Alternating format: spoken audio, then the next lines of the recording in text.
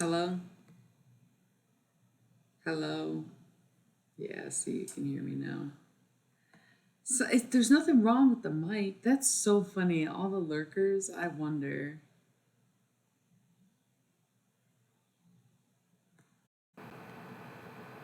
Hello? Hello?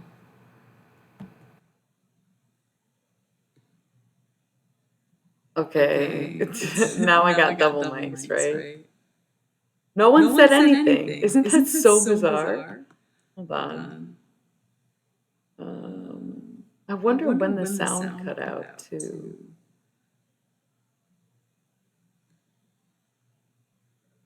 Um, Um, People were People were really really lurking. I lurking. I wonder if wonder they're if they're back back because I because have they have sound sound now. now. This is This is so so bizarre. bizarre. Wonder Wonder why it why it does does this. this. Hello? Okay, see, my mic.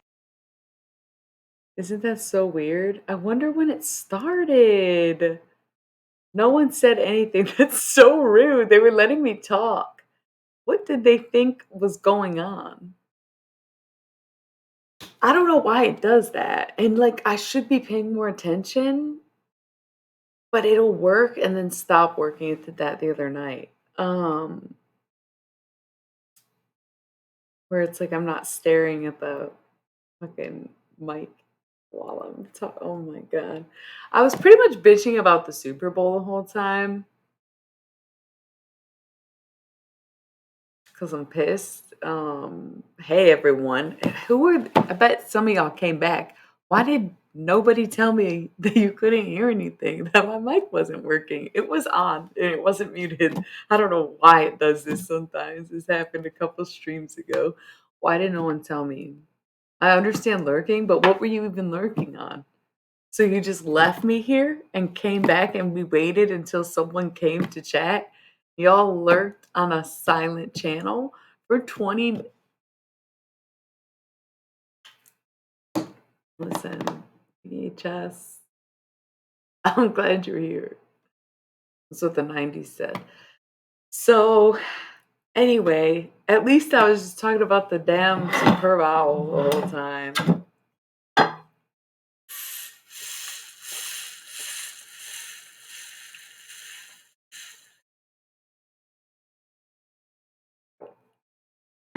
Let's recap. So Sunday was devastating. I'm a diehard, born and raised Lions fan. I never really cared about football. I always rooted for the Lions. I always cared about the Lions. But this year I decided to care about football. I was trying to bond with some jocks in my life. So I was like, all right, football it is. This is what we do. We watch football. We're Americans and we watch football. So I got kind of into it and I have a top five teams. Well, get this, two of my top five teams made it to the final game before the Super Bowl. So I was like, cool, we're rooting for Baltimore Ravens. Dope. And the Detroit Lions. Amazing. It's been 30 years since the Lions got this far in football. So it was a really big deal for everyone, including me, because like I said, born and raised, diehard Lions fan.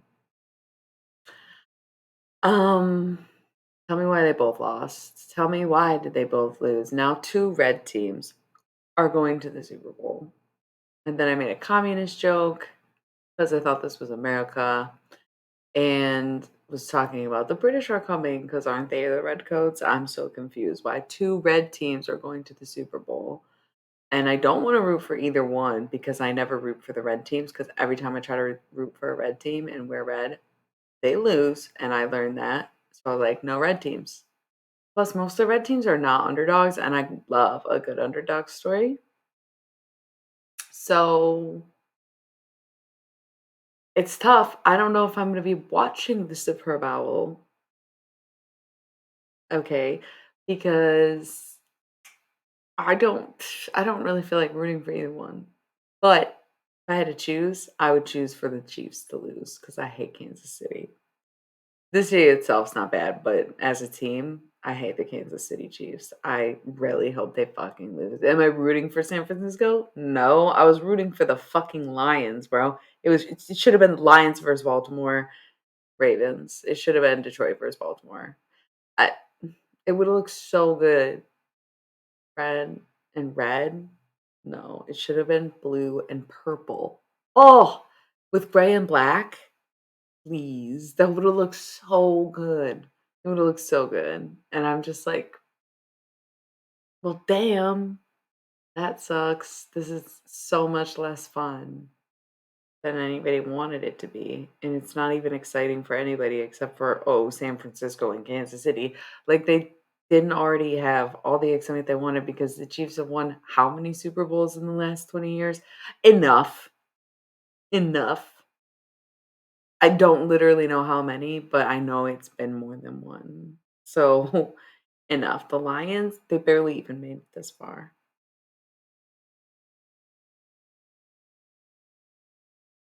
I thought Martha Ford was gonna smile, you guys. It was crazy.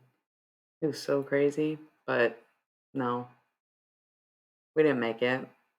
It really, really, as stupid as it is, because like, don't get me wrong, I still think football is pretty gay. If you take their pants off, what are they doing? You know what I'm saying? Like, it's gay. So, anyways, and you don't even need to take your pants off 'cause it's so tight. Um, what the fuck is a tight end? I don't know, but it sounds gay. So, don't get me wrong, football's football. But the way it boosted morale for the city of Detroit was unreal. Like, it's honestly it's kind of a weird thing, but it brought people together. It gave people something to talk about, something to look forward to, something to cheer for, something to agree on. And it was so cute. And I just know if we would have won the Super Bowl, would have kept it going. But hopefully next football season, the city comes together and rallies for their team. This was very fresh to watch. Everyone was so excited. I'm sorry for calling football gay. Everybody hates when I say football is gay. It's like, I bet you gay men invented this for it was probably the Romans, right? They were gay. The fuck? The Spartans? Cool. They had boyfriends. What are you talking about? They were like, why are we feeding all of our most beautiful, gorgeous, ripped men to the lions when we could just make them fight each other and watch? Like, honey, where do you think football came from? I can't think of like any, heteronormative origins for football. Absolutely not. They were saving those boys from the lions because they weren't done with them. Gosh. Anyways, trying to explain the concept of queer coding to a straight person is like really fucking funny. Anyways, I shouldn't people get so mad when you talk about it, but they get to make fun of everything they want and then they get one thing that they're butthurt about. Welcome to the club. So I haven't really added any pages to the book. Of course, I will read it to you when I do, but it just has not. I'll be honest, I've just been on my period. I'll be honest. Yeah, we partied for the fucking Lions. Didn't go so well. Like I said, they didn't make it. Um, yeah, so I haven't worked on anything. I really think I might put a sticker on here. I kind of like that it's blank, but then I'll always know which is the front. Like I have a cute little sticker too. I don't think Barbie is the right one, but one of these two stickers on here.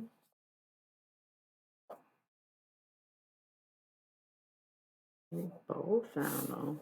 About both. Look at these.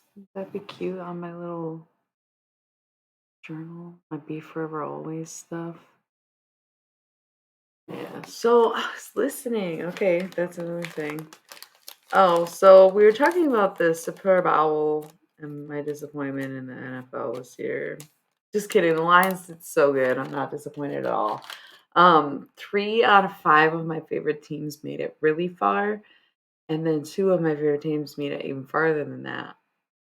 I couldn't be more proud. My top 5 teams, by the way, the Lions, the Dolphins, the Detroit Lions, the Miami Dolphins, Baltimore Ravens, the Jacksonville Jaguars, and the Buffalo Bills. All for different reasons. I'll just tell you. So obviously, I already said a million times, born and raised a Lions fan. The Miami Dolphins, definitely probably like one of the gayest teams in the NFL. Like if you want to talk about how football is gay, look at the Dolphins. You're like, yeah, well that explains it. Their logo is so good. I'm like a gay must have done it. Like I swear I know it when I see it, right? Don't like that's my dar. You know what I'm saying? Like love the Dolphins. The color scheme, top notch. That teal sea foamy kind of blue green dolphin Miami color they got going on. Those cute little sun rays to go with it. A little bit of orange with their white and blue. It's so beachy and so cute. And the dolphin jumping through the sun. The old dolphin was hilarious. He was like this like little football playing dolphin and he wore this little helmet with his little sun on there. It was so fucking cute. But then they changed it to this more sleek, quite frankly, more gay dolphin. And it still looks incredible, if not even more incredible. But you love the old one because it's like so endearing. Anyway, I fucking love the Dolphins. If I wasn't if it wasn't like in my DNA to be a Lions fan, the Dolphins would be my number one team. I'm obsessed. And it's Miami, so fun. I just so fun.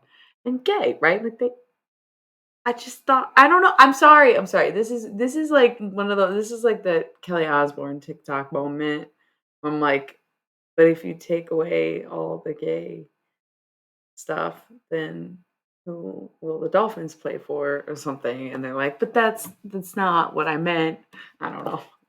Anyway, um, Miami Dolphins favorite team that's not the Lions.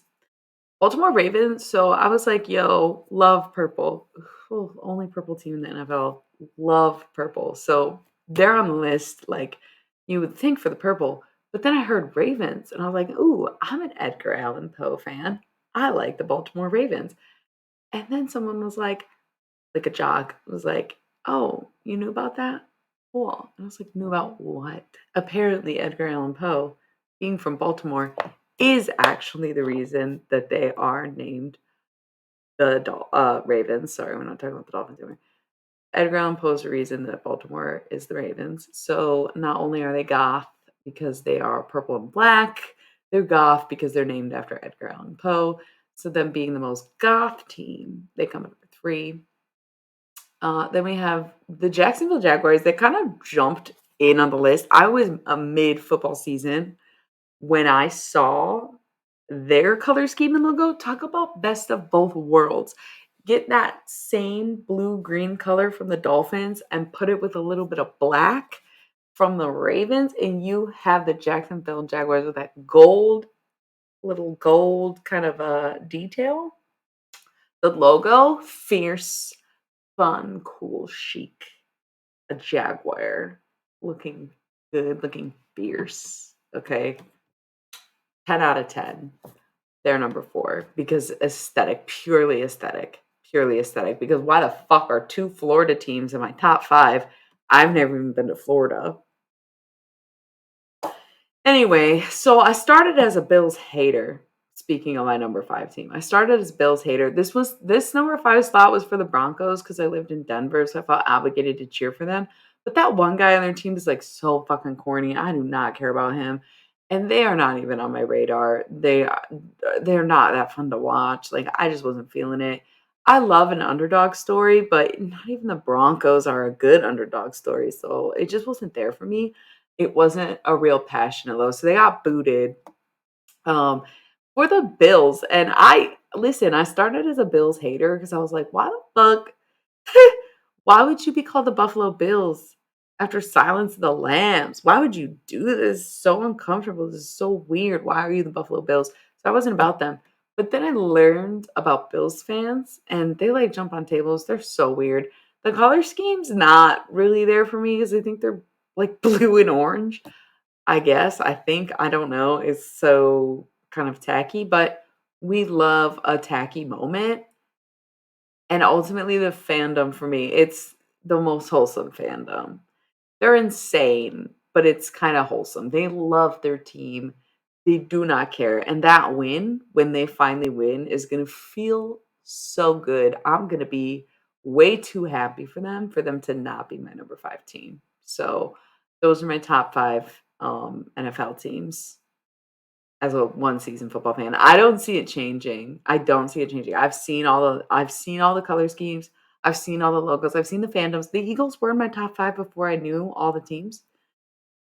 Hence why we had to have some fandom representation because the Eagles have a strong fandom. Green Bay would never be in my top 5, so do not talk to me about cheeseheads. I already know about it. I'm from the Midwest. They are my sworn enemies. Okay. So I think that's it. I think we can be done talking about the NFL now. I just had to let you know I was a little upset about Sunday, double time upset, back to back upset because 2 of my top 5 favorite teams made it to the finals and lost in the finals. So it was like bittersweet. It's like, wow, you guys made it, but then it was like, oh,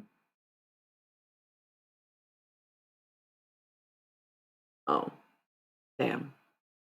Now I got 2 fucking red teams.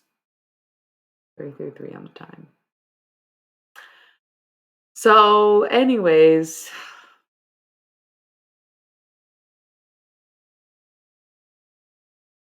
that's yeah. Just thought I'd get that off my chest. Called me the football queen when I was locked up, so you know, because I could throw one, not because I knew anything about football. I didn't even watch it yet. That's what inspired me to watch footballs. I want football in the hospital. I was like, you know what? Oh hey, yeah, I got emotes. Hell yeah, brother. Um, You came at such a good time. I was talking about football, like American football, but then I transitioned right to the psych ward as if I knew you were here. Don't you love that? It's because they called me football queen in there. I could throw football. We made up a game. I was making up games. It was fun. We had a lot of fun. Maybe you're not supposed to have fun in those places, but I think it's supposed to be kind of fun. I think you're supposed to find what fun means to you again. Because without fun, life sucks. It's very dull. Ew, Dom. Relax, man. You can't have 2 of y'all in there. Shit. Um, well, this is a great transition to my next topic. I was on here talking for 15 minutes before anybody said that my mic wasn't working. Just thought I'd bring that up again to all my faithful lurkers who literally let me out here be a fool for the sake of lurking. Sure. Yeah. I have to just connect the other mic, have them both on, and then disconnect from the secondary mic, and then it works. So weird. I don't know why it keeps doing that. I'm glad that you know what I'm talking about. I'm glad I brought it up because I was like, this happened once before.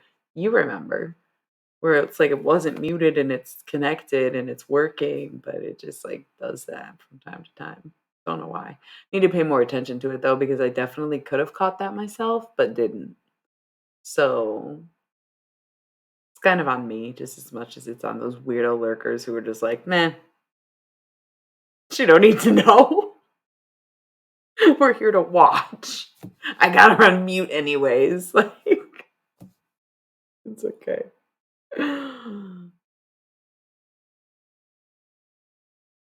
That's so cute.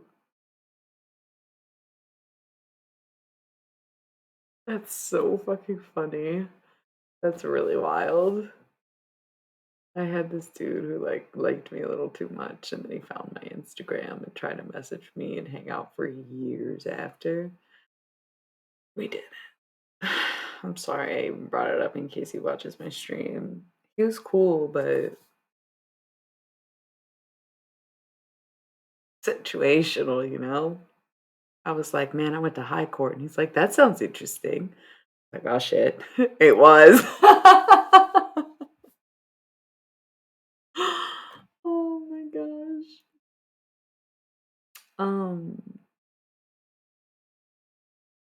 yeah, I haven't made any progress on this, journal book.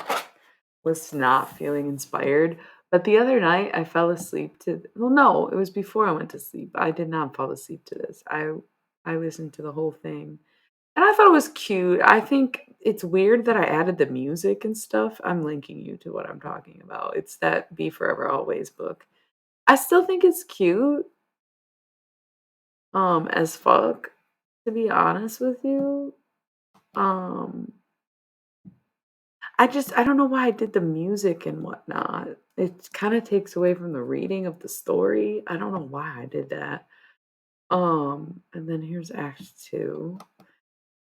Like, the intermittent singing's interesting, and then, whatever. You thought what with so many people? Your wife?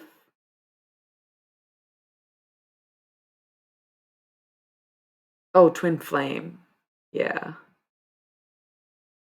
I don't know if I ever got too wrapped up in the twin flame stuff because it was never really a draw until I started using those cards, and then I thought I knew who my twin flame was, and I was like, "Oh god, that maybe was psychosis," but it's more of a passing interest for me. I don't care too much.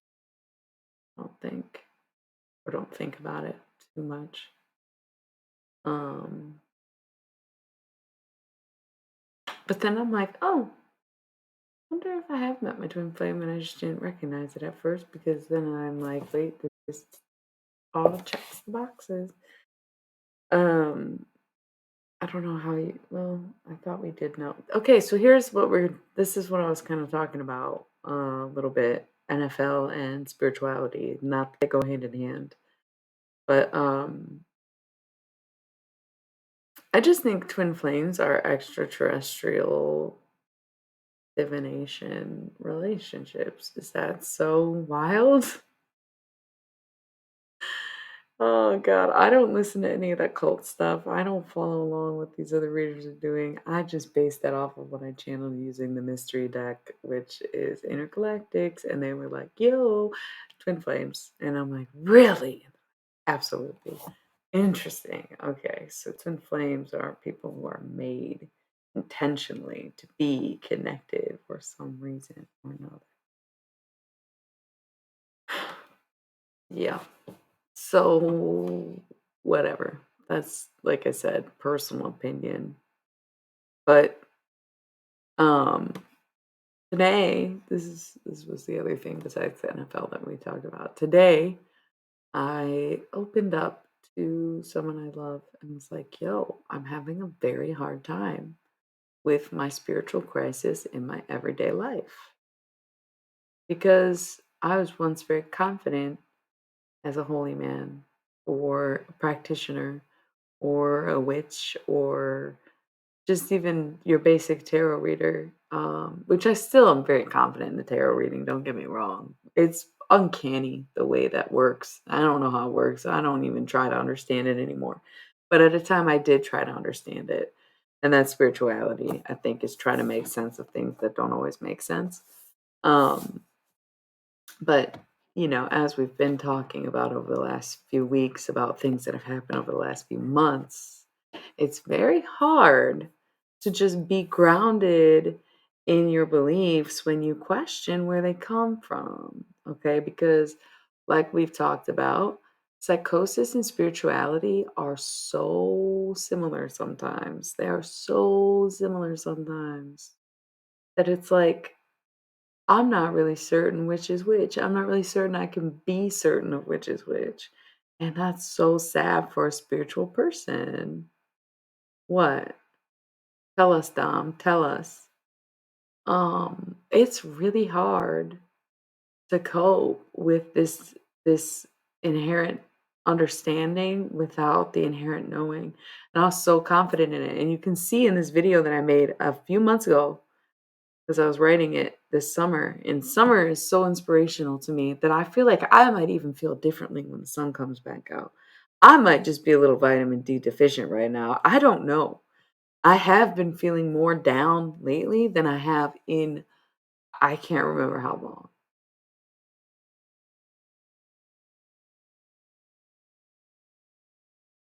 Yeah. Yeah. Same. Same. Saying whatever I wanted and doing whatever I wanted, thinking I'm guided and all this other shit. But at what point, that's exactly what it is. It's like I was too confident in it.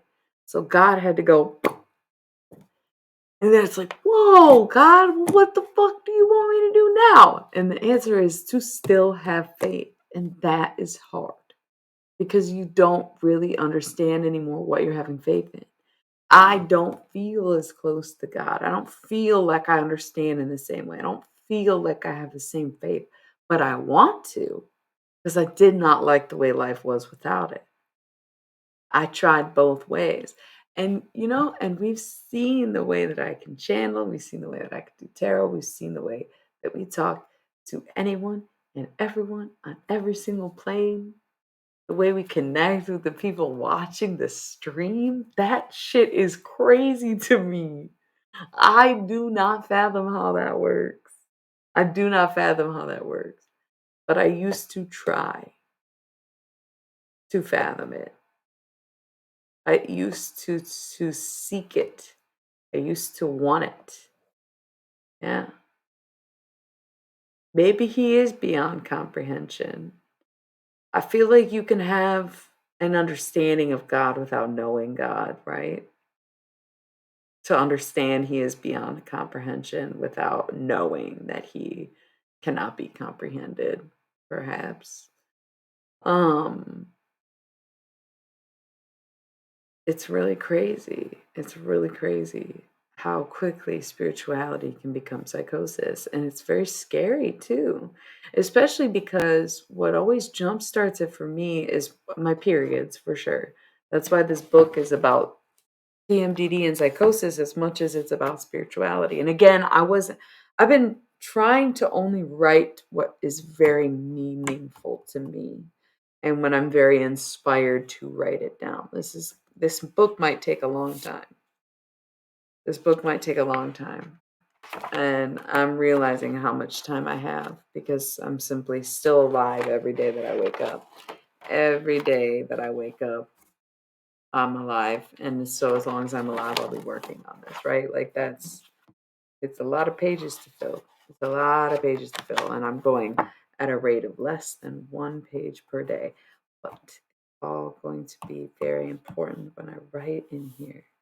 And I'm trying to find the inspiration to want to share because in this, I got really, really shy. Exactly.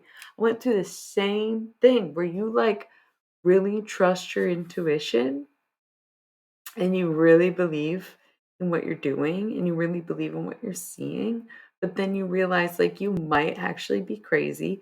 And then you kind of wonder what these other people are seeing and if they're crazy. It's very hard to listen to other spiritual people and not think, have you gotten looked at lately? You know?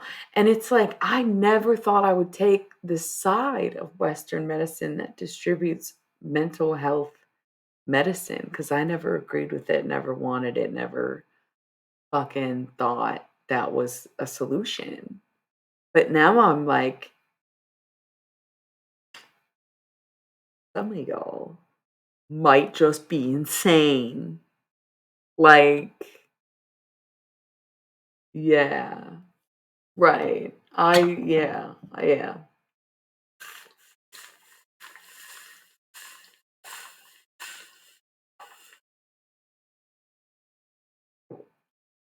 I started to think of my lack of discipline as being a problem. That's funny because I'm not wearing it right now. My Hunaman The god, he's the goddess of, or the god of discipline, among other things, wisdom, knowledge, learning. Hey Weird, how you doing? How's it going, Mr. Weird? Um, we're talking about our grievances and spirituality right now. Good to see you too. Not that I can see you, but you know what I mean. Um, it's very hard to come back from. It's very hard to find a balance for me because, like I said, sometimes you look at people and you're like, you question them. Yeah, I want good news. Did we get evidence on those extraterrestrials in Miami? Oh, congratulations. I'm actually so happy for you. That's really hard to do. Oh, damn. God damn. I don't even think they give that out a month here.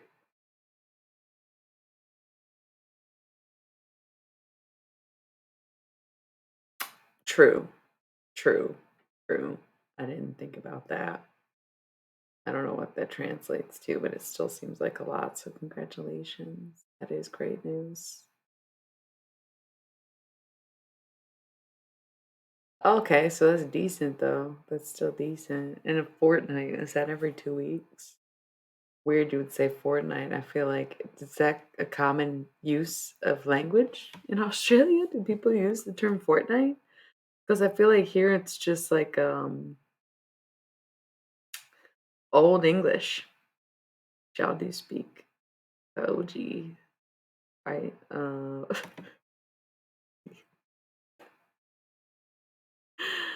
Anyways,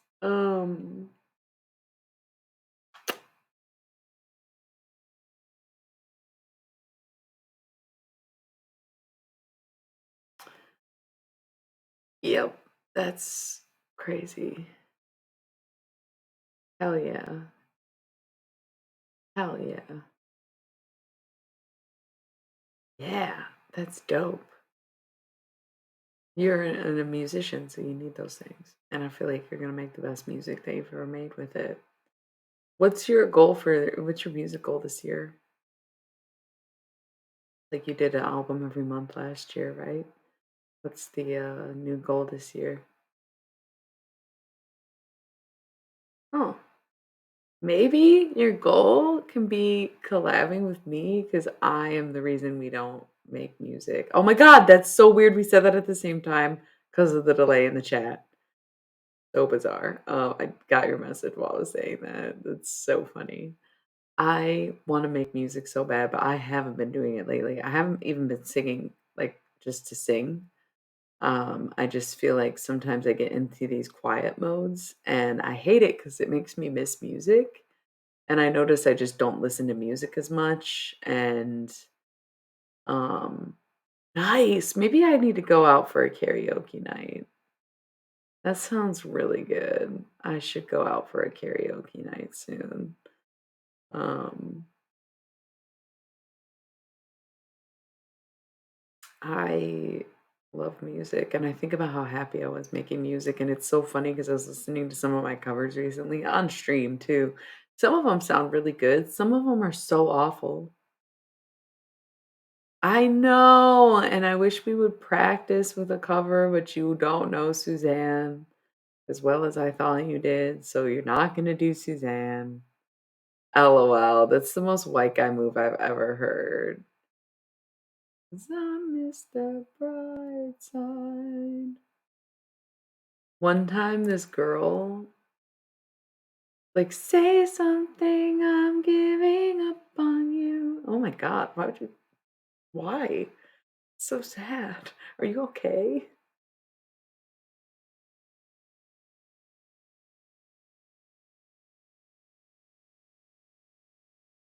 I write a lot, just like I'm just saying, I write a lot. Oh my god, why'd you pick such a sad song? Um, I bet you are. That's kinda cute. Did you have a crush on him?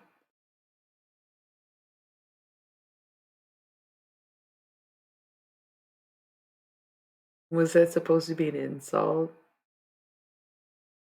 Nah, I'm straight. Sorry, I'm not assuming, Dom.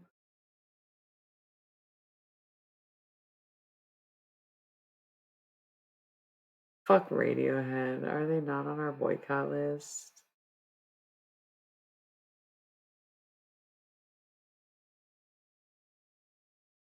Anyways, I feel like a princess in this dress. Mostly because these sleeves are very princessy. So I just feel like a princess in this dress. I don't think I know that one. Um, they played a concert, I think, and people were pissed, and they were like, "Why would you do that?" And they were like, "We'll do whatever the fuck we want." So I thought we canceled them for that, but maybe I'm wrong. I thought it was a recent thing, but then when I googled it, it was like from 2017, and I was like, "Oh, I'm still down to cancel them. I don't really like them that much. Never have. Tommy York sucks. Such a dick. I just never vibed. I liked two songs maybe, High and Dry and the one about the trees, little green plastic trees. Okay, see you, Weird. Love you. Mr. Weird, everyone. Give him a follow. He does great tarot readings. I think most of the people chatting already probably follow him. But any lurkers out there, follow Mr. Weird for some weird readings. Oh, they're really good. Hit. Um Boo boop boo boop boo boop boo boop. Boo boop boo boop boo boop boo boop. Boo boop boo boop boo boop boo boop.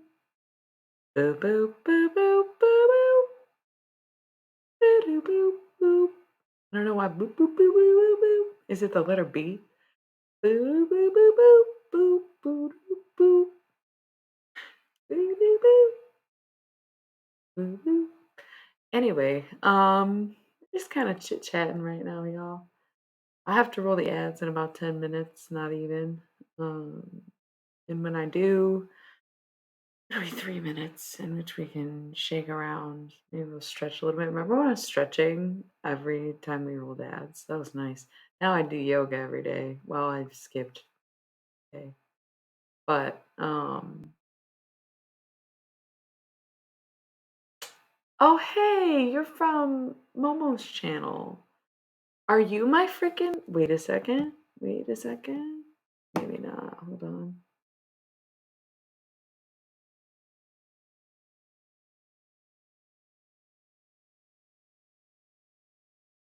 Damn.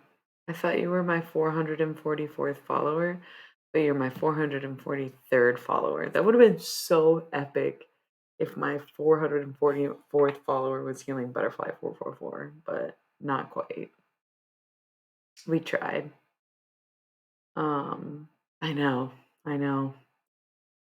Really, really, damn is right. But how are you? Um, I still need another follower though.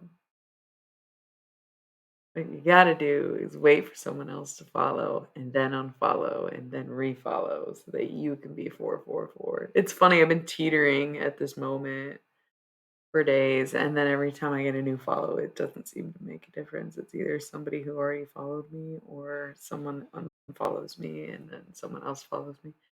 It's been at this point for a while. And usually I get a few new followers each stream, but not lately. God's like, angel numbers? I don't see any. And I'm like, really? Thanks, God. So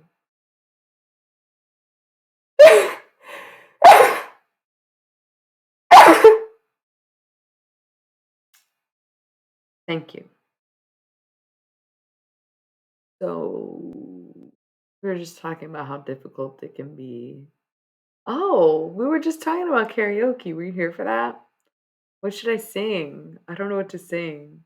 You'll search, babe, at any cost. My favorite song. But how long, babe, can you search for what's not lost? Oh, my voice, because I was just sneezing. It does not sound good. Everybody will help you. Some people are very kind, but if I could save you any time, come on, give it to me. I'll keep it with mine. Yes, we did briefly talk about that. Um, yeah, Momo's friend, who I recognized you from, and I remember those dancing pigeons. He had music playing, and I was so jealous, but I just don't think it's worth risking now that I'm affiliated. Um, anyways, those sneezes almost took me out. So, do we want to continue to talk about the woes of spirituality and the inner workings of my personal feelings on the topic? Or do we want to do some tarot? I have to roll the ads in 5 minutes. It's really chatter's choice because I'd rather y'all be interested in the chat than talk to no one and stream for lurkers all night. So, whatever y'all want to do is what I'm doing. Ooh, Cosmic Theorist. Hello. That's a pretty cool name. Are you our 444th follower? Did it finally happen?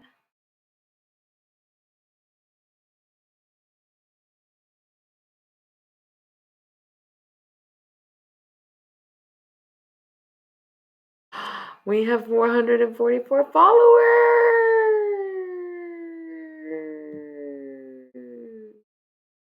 How amazing. Angel numbers finally upon us. Our cosmic theorist made it to the slot. 444. Thank you to every single one of the followers. Consider subscribing. It keeps the channel going and inspires me to do what I do. And you don't have to watch ads, which is nice. There's not much to watch besides the ads, but it's quiet at least. Um, yeah, so I gotta roll the ads. When I come back, we can bust out some tarot per your request. Usually when I do tarot readings, I tell people don't ask the question out loud, just think it, and I'll give you the answers that you need, and it'll be a lot more unbiased if I don't know what's going on. In the meantime, I need a topic or category of the question. If it's general, situational, or familial, we use the tarot, the Thoth tarot. If it's something you need to let go of, we use the Reiki deck. If it's someone you want to talk to, we'll use the Halloween Oracle. Or if it's some harsh reality that you need, we can also use the Halloween Oracle. If it's career based, we'll use the Demon. Thank you are just in time for tarot. Just in time for tarot. Literally about to roll the ads and then start. I have to roll them in 3 minutes. So again, y'all pick the deck. And then we'll go from there. But I gotta roll these ads, so let me know topic or genre of readings that we want tonight. All in one.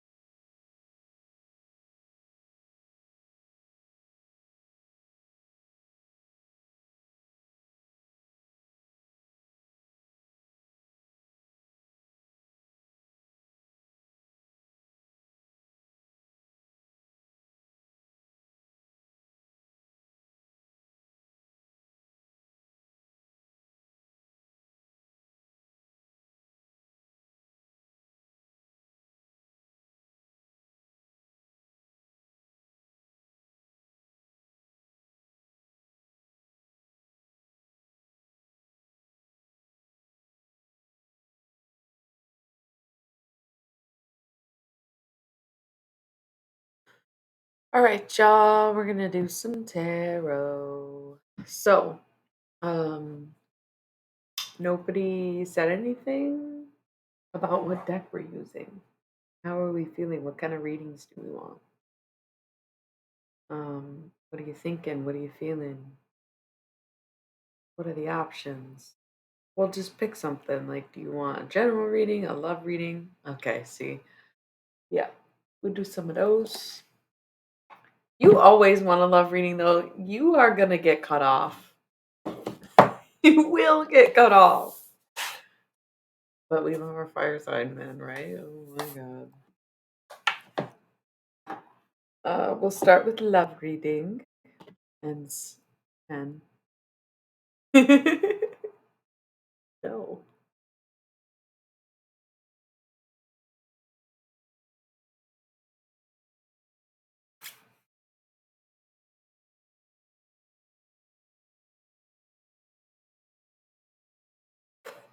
It was clogged. I did not rip it that hard. That would have been nuts. I need a new one.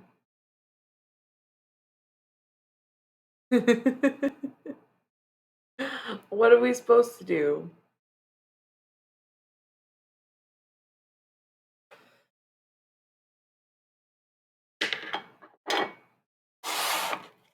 We're going to start with love readings.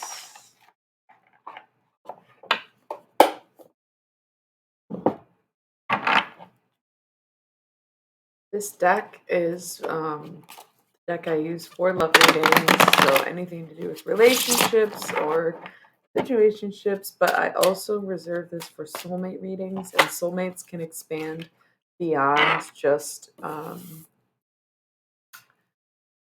like love relationships. Soulmates can be anyone who your soul aligns with.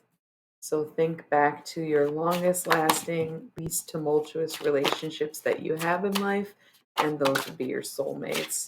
These are lifelong best friends, your favorite cousins, even really healthy, long-lasting like romantic relationships can also be soulmates. They're just not exclusive to that.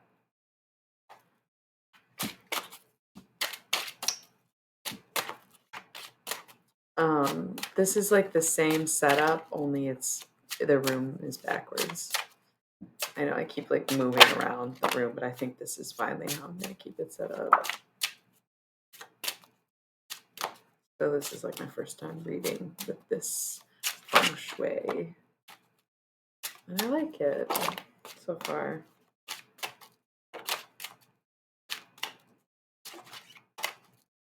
Yeah, that's what I'm saying. I like all the plants. Let's set it back here, you know.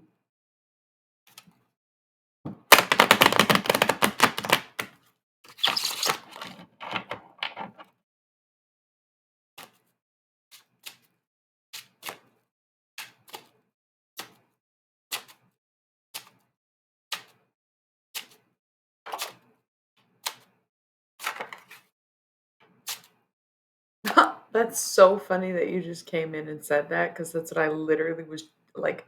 That is so bizarre. I'm sorry. Is anybody else witnessing that?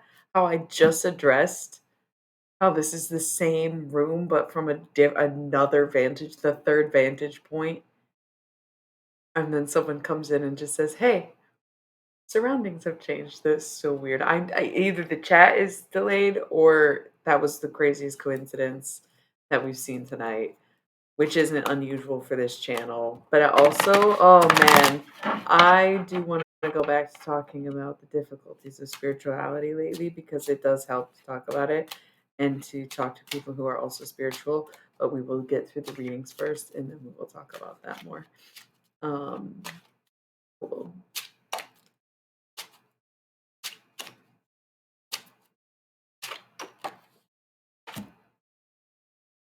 Hmm.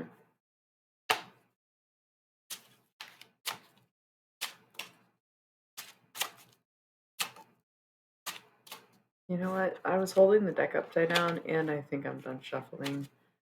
So I'm not going to use that card. It feels dishonored. All right, bottom of the deck is the 10 of discs. Talk about wealth. All right, talk about wealth. Top of the deck, Queen of Swords. They need to take action at this time. There may be a call to cut some things off, but I don't know necessarily what they are. Let's look into it.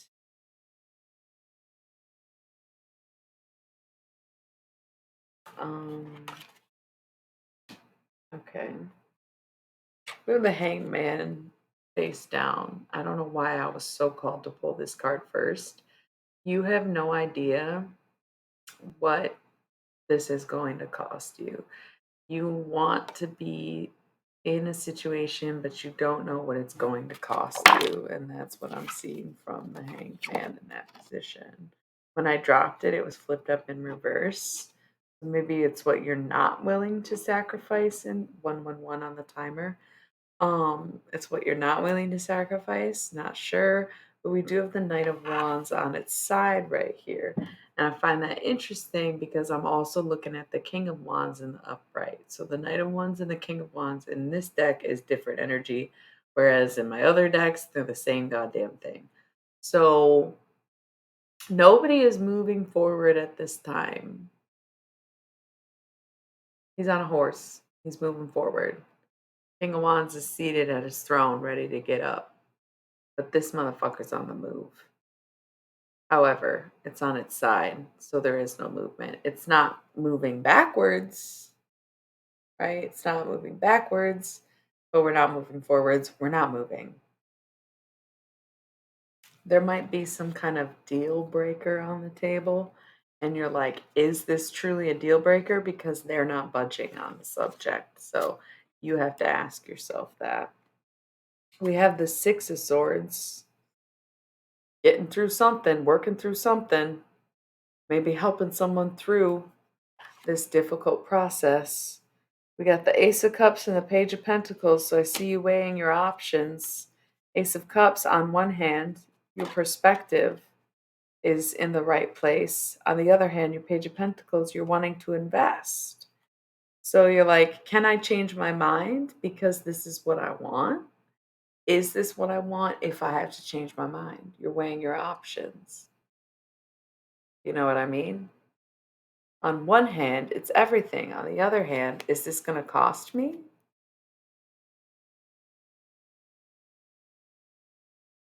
The Empress and the Emperor. How often do you see those two next to each other in a tarot reading? Honestly. Happened in the Gemini reading this week. I'm going to link y'all to the YouTube videos that I made because they came up, I want to say, twice. I feel like they came up for Capricorn too. Somebody, I think Capricorn, they came up facing away from each other, but Gemini, they were facing towards each other, if I'm not mistaken. But you'd have to watch the video. It definitely happened in Gemini. Um, but I'll link you to the January playlist, and that's where you can see the most recent videos.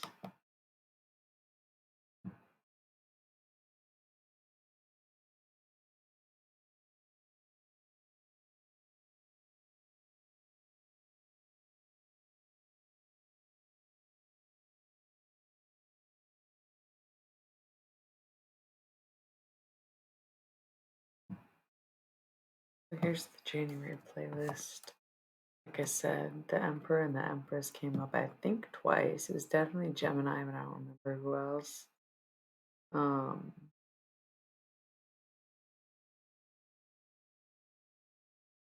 that's just something to look for.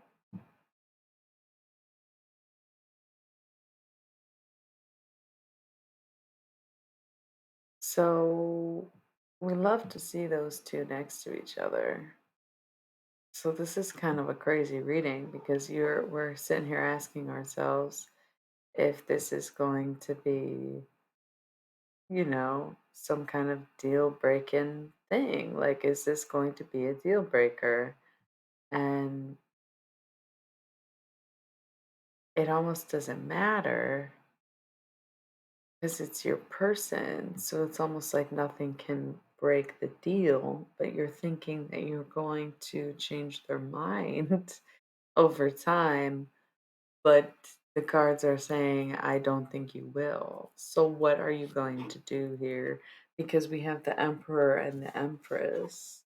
When do you ever see that energy? This is Aries and Taurus, by the way. When do you ever see these two together? This week, 3 times. And I feel like third time's a charm. This is a powerful couple right here. This is what's meant to be. This is divinity. This is separately the divine masculine and the divine feminine. And we think of the universal hexagram as them coming together in divine union. This divine pair showing up together is that union. What are you going to do with that? Because you may have stumbled upon a deal breaker, or it always has been a deal breaker for you. What are you going to do? Well, we got the Eight of Discs and the Ten of Swords.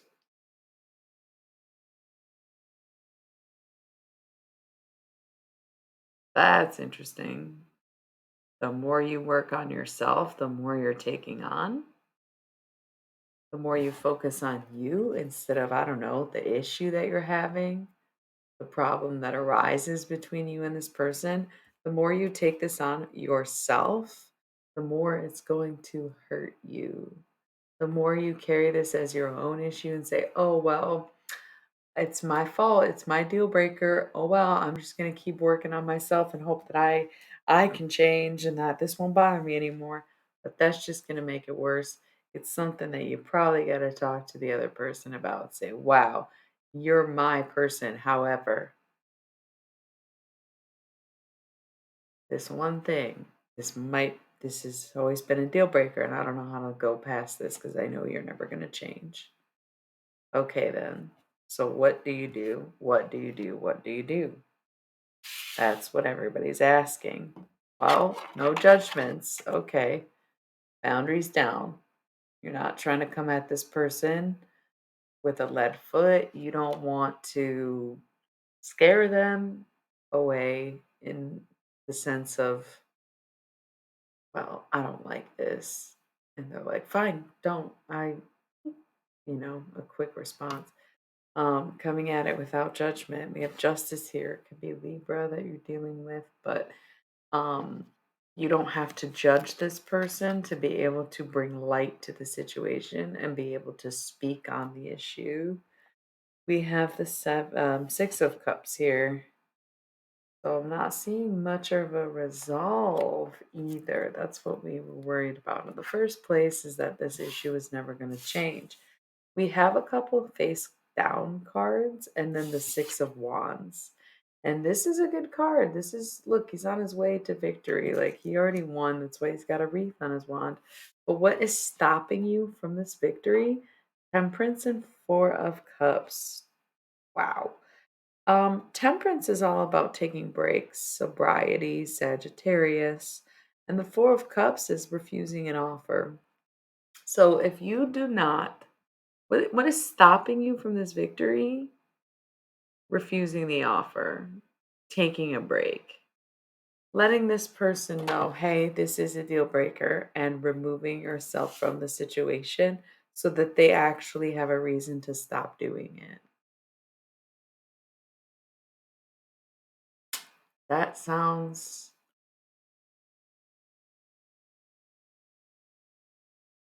that kind of sounds manipulative, but it works. So I'm not really sure how I feel about that. But maybe you need time apart. Maybe you need to really ask yourself, and you can't really get a clear answer if you're with this person all the time. You have to take a break. You have to step aside and say, I need to think about this because this might be a deal breaker for me. Okay. Then we have two more face down cards. And in the corner over here, we have the Star and the King of Wands. So this may come as a surprise when you're focused on yourself. And the King of Wands is coming at you, getting back up, getting in the ring. Look, Aquarius not paying attention to the King of Wands coming full force. Wait, wait. What's stopping them? Well, first you gotta take the break. Five of Wands and the Nine of Wands in reverse. That's great. You getting over it is the first step. Hmm? Um,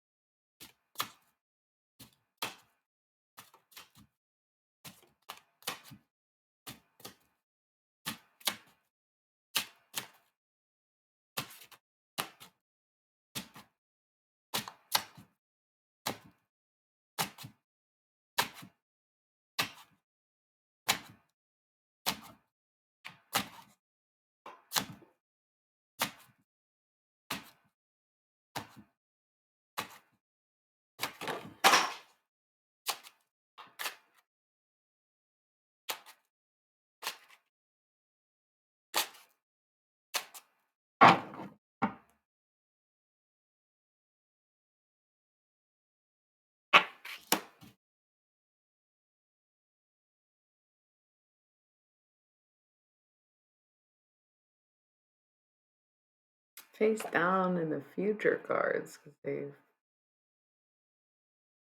Who do you mean, whomever this is for, ma'am? You are the one who wanted a love reading. You're not resonating at all? Oh, interesting. Interesting.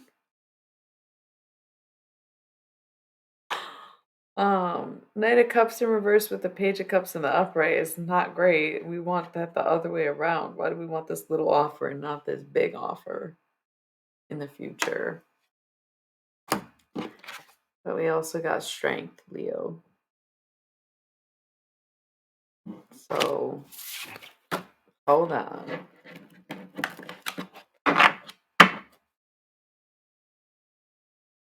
Hold on, there's a hole in my heart. Everyone can see right through me. It goes all the way to the lake where my love she tried to wash it away. That's the format. Bruce's band before fun.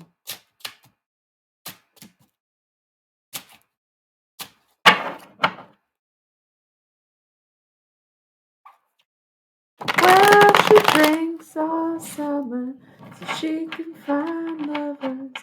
Something about bottles of wine. Oh.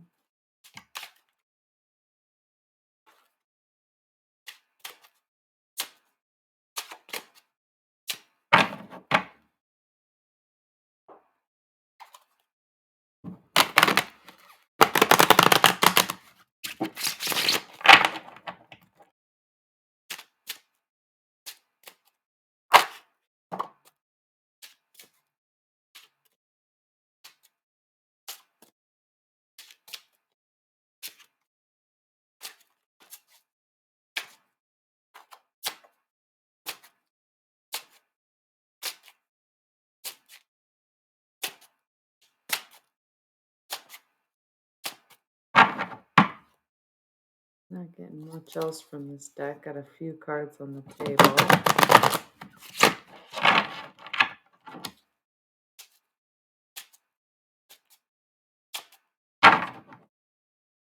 The sun. It all works out. That's great to see. We love the sun. Couldn't be better. Couldn't be better. We got the Six of Cups here. So accepting the help, letting people give what they have, and receiving what you need.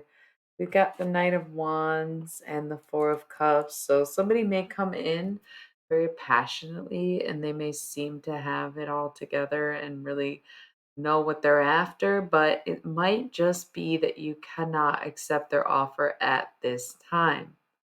Why is that? Because there's some kind of deal breaker. No, you're not, baby. We're just doing a little bit of tarot and I want to chat when I'm done. Hey, I'm sorry I didn't follow up when I said I maybe was streaming and now here I am. Thanks for being here. We're at the midst of a love reading. We're pretty much at the end of a love reading. Somebody's gonna come in real passionately towards you, but you're not gonna be able to accept the offer because of whatever the deal breaker is. Because again, the hanged man, how much are you willing to sacrifice for the situation? That's what you need to ask yourself. But in order to get real clarity, you need to take space. King of Wands. Still there. It's not really going to affect the relationship that you have, but it still needs to be done, as weird as that sounds.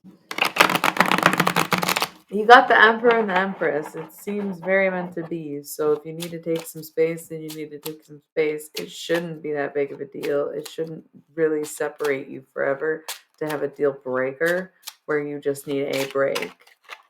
You need time to think. You need clarity. And the only way to get it is on your own through yourself, not through the other person that you need the clarity on.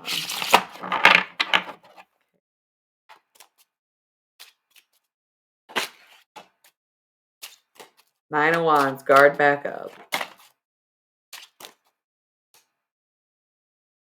The Star. The minute you focus on something else is the moment life will surprise you.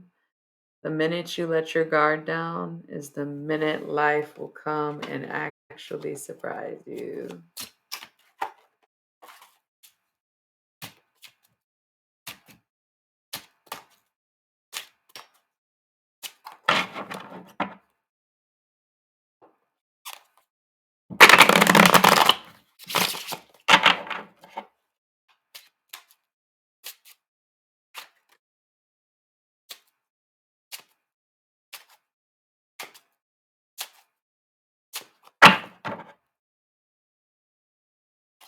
Okay.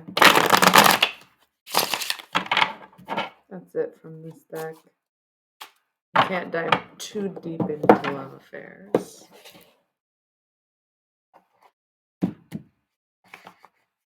Got our answers.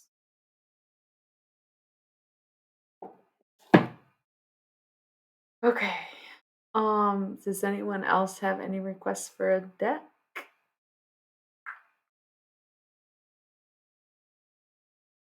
What type of reading they need? Advice on any topics, categories, genres, a color call? Yeah, of course. I hope it did resonate, even if you didn't want it to. Oh my god, are those custom? Think, think, think, think, think. I love that.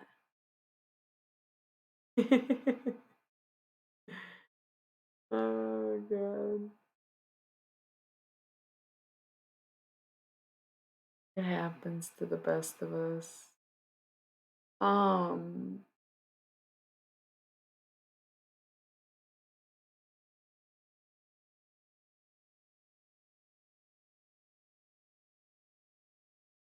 good. Good, man. Sunday was devastating. I ain't even gonna lie. We spent the first 40 minutes of the stream talking about this because the first 15 minutes was muted. It wasn't on mute, but my mic was doing that thing again where it just randomly doesn't work. And then you gotta go through all these loopholes. So we were talking about, I was talking about the NFL to myself for like 15 solid minutes in silence. A bunch of lurkers watched. It was so awkward. Um, So then we talked about it again for another 30 minutes. Yeah, Baltimore and Detroit losing in the same day hurt way worse than I expected it to as a new football fan and a longtime Lions fan, a lifetime Lions fan, if you will. It was tough. It was tough. It was tough. Two of my top five teams. It was tough. It was hard. It was hard. It was hard. So it was hard. The field was going to look so much better with that color scheme. I was ready. I was really ready. But all right. All right. We got next year and year after that. So it is what it is, you know? Um, that's okay. It's a confusing sport. It's a gladiator sport. It's definitely different. Yeah, I get that. I get that. I grew up playing sports, so I understand most of it. Football was the last one for me to learn. And it's sometimes you're like, this is really dumb. 'Cause you're like, what the flying fuck? But you get used to it and then you're like, wow, this is actually crazy what they're doing. Then you get used to that and you're like, wow, I really like this team. And then football. I don't know. So anyway, does anybody have a request for any other decks before we get out of tarot mode? Or we start chatting too much? So I feel like we were having a good chat combo. And I don't mind the chatting, but if we wanted a little more tarot, I'm down for a little bit more, but it's up to you guys. What do you want and what shall we do?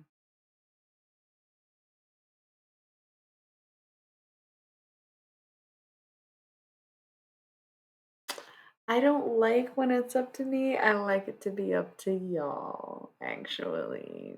So, no.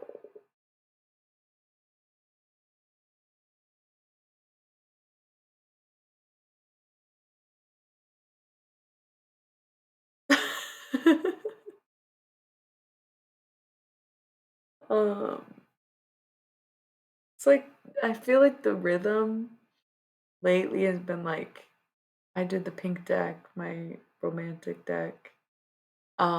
The rhythm to be on is like hour of chatting, hour of tarot, hour of chatting.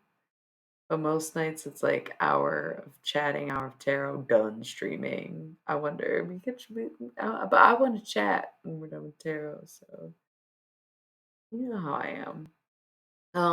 But let's do. I mean, we can do a little more. We'll do a little more tarot. What deck are we feeling though? Is what I'm asking. You know,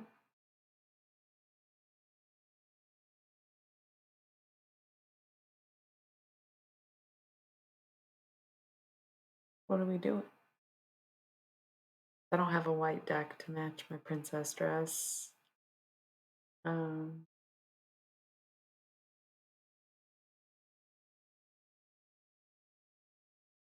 okay, done and done. Thank you much. Oh, looks cute. 63 and timer.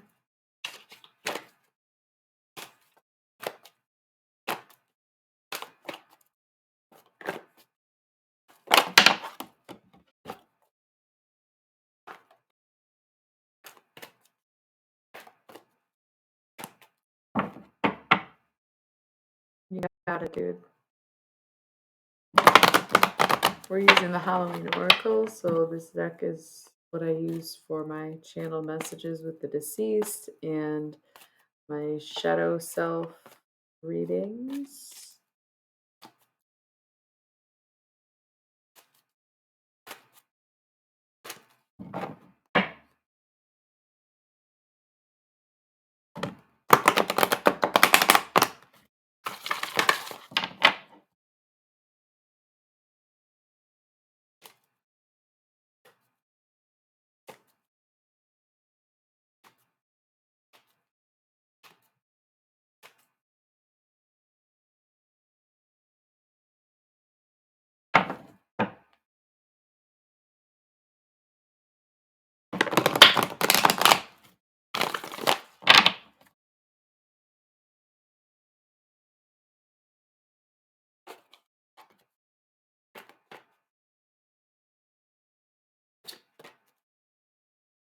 Okay, so I'm shuffling. I'm not really getting any cards. I feel a little bit of something on the back of my head. All I got here is Werewolf Exploring Wildness. This is the only card we got. So I'm going to see if we're going to do any channeled messages. I'm so sorry. Might be Twitch, do you think? Ooh, I'm getting a little bug in my ear.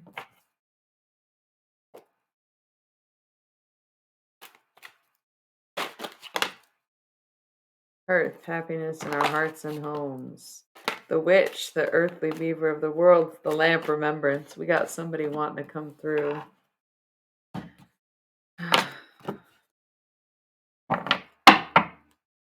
Okay.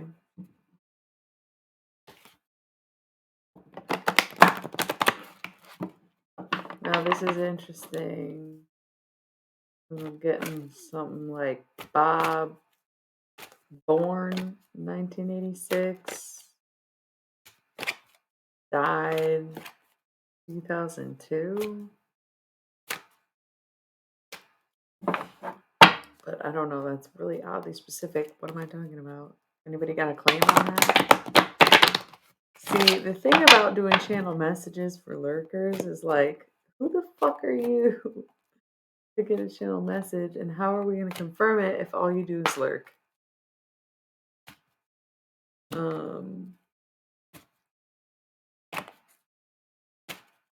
Got shot in the tooth. I don't know if it was like I don't think that's how he died. I think he got shot in the tooth by a BB gun and he was missing part of his tooth since he was a little kid. His front one had a little in the back of his mouth. And he never got a cap on that. He didn't want to. His mother wanted him to, but he didn't care. Winter, the sacredness of pausing. I was thinking I was channeling some guy named Bob who was born in 1986 and died in 2002, who was missing part of his front tooth due to a BB gun. But we only have a bunch of lurkers on the channel, so we're not really sure if anyone's going to claim that message. Soul of Light Illumination.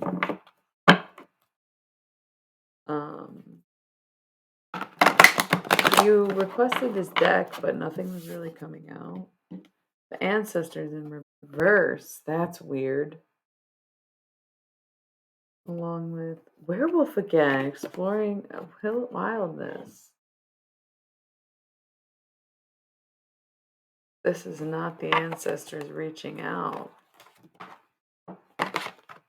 It's somebody's relative. What's up, everybody? I have the Halloween Oracle out. I know it says no personal readings, but this deck is very personal. You can do some channeled messages. Midnight, the most magical hour of all, and zombie control. But I guess I won't. Nobody claimed Bob.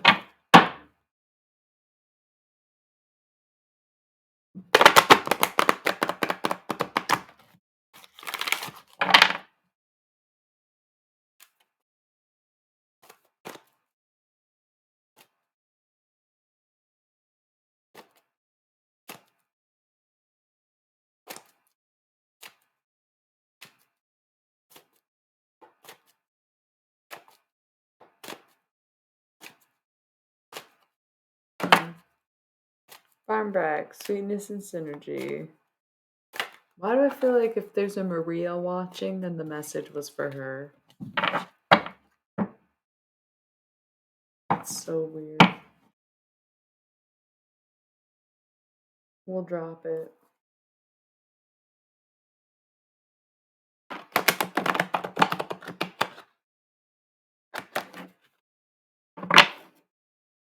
But if Maria is watching, then the message is that if you ever got flowers sent to you accidentally, it was him. Must have been in high school. 1986 to 2002, that's not a very long lifespan. Is it? Not.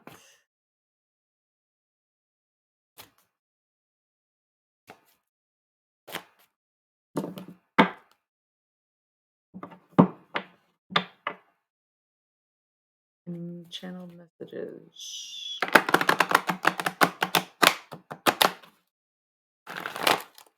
Nobody feels like preaching tonight. Put it that way. Nobody feels like preaching tonight. The world's a bleak place these days.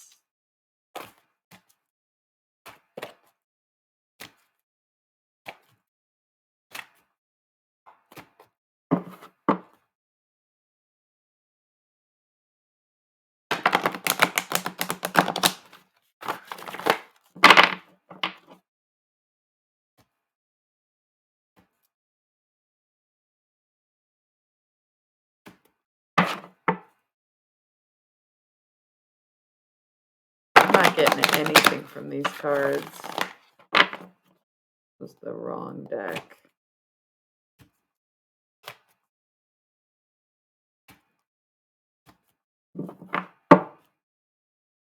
Shadow has nothing. That's so strange. But the channel messages, they're too vague. Too many people present. There's a lot of people who want someone. There's a lot of people on your mind. There's quite a few lurkers, and that's the thing. The channel messages, nobody claims them, so what's the point in doing them? But they're there. Y'all are ever curious?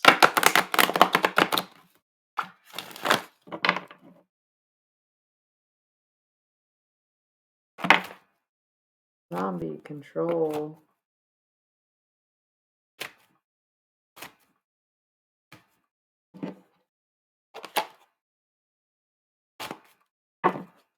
Be wary of your vices at this time.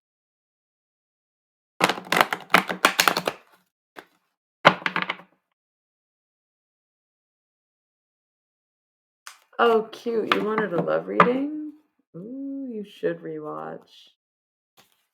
What's up, everybody?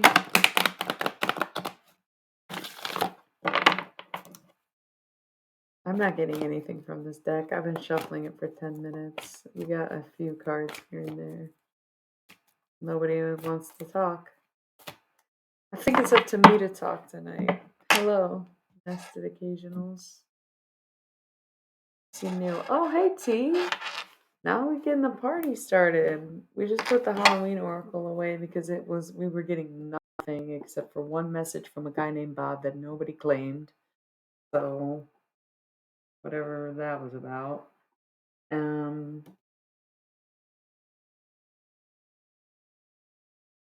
Yeah, so we got 20 minutes until I gotta roll ads if anybody has a request for any of the other decks. We already did a pink deck. We already did the Halloween Oracle.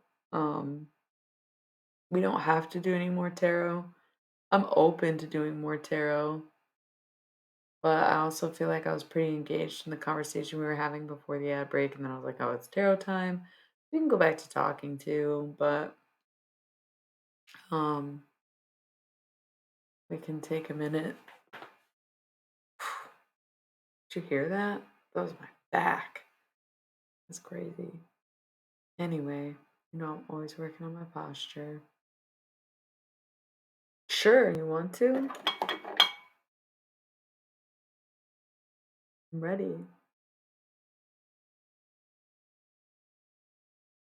The girl's always ready. What's good?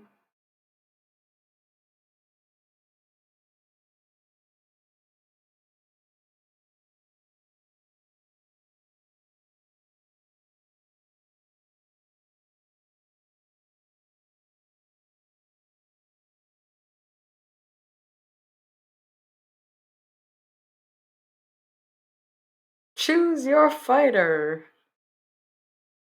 Dun, dun, dun, dun, dun, dun, dun, dun, dun, dun, dun.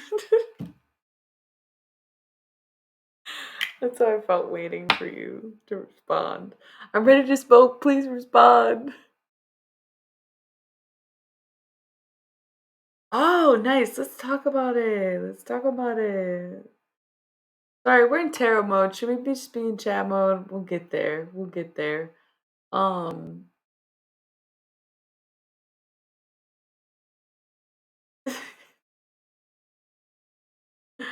I missed you, bud.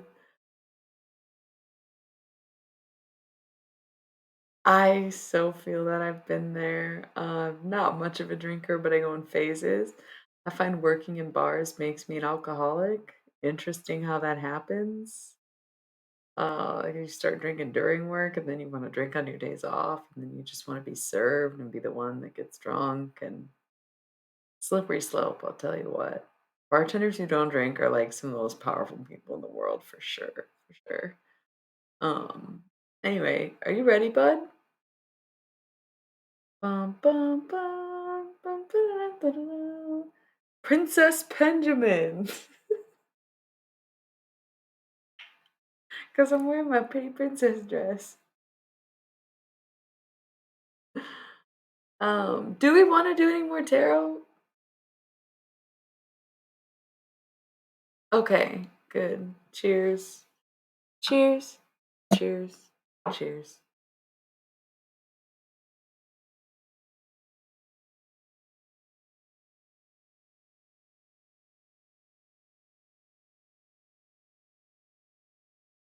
No, don't be.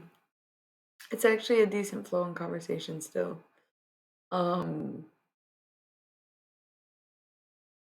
I initially had mentioned the mystery deck personally, but now I'm wondering if we should just get a few from the thought deck, even though I used it so much this week and I'm gonna make some videos for my thought views like I always do.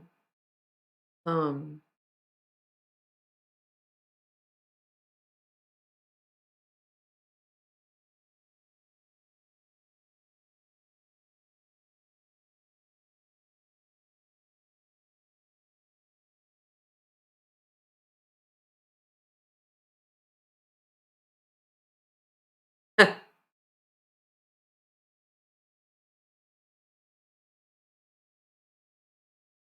no, I don't think so.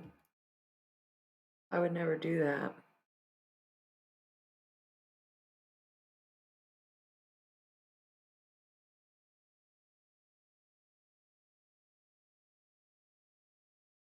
That's tough. You're put in a position where like you don't want to let people down, but at the same time. It's been a year?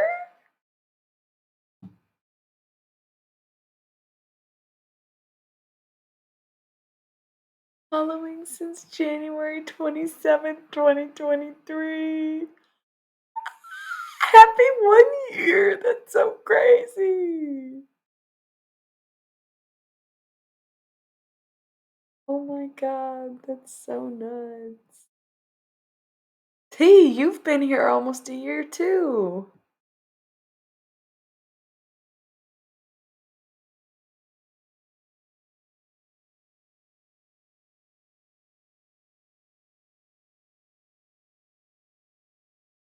Wow. It's crazy it's 2024.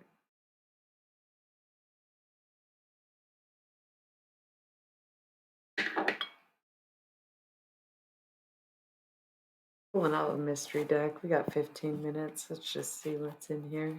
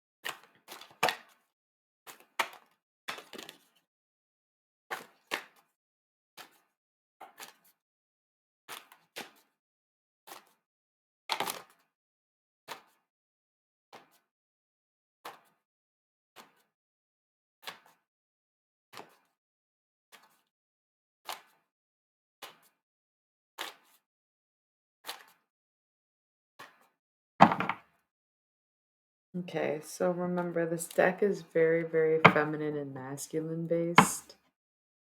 Um,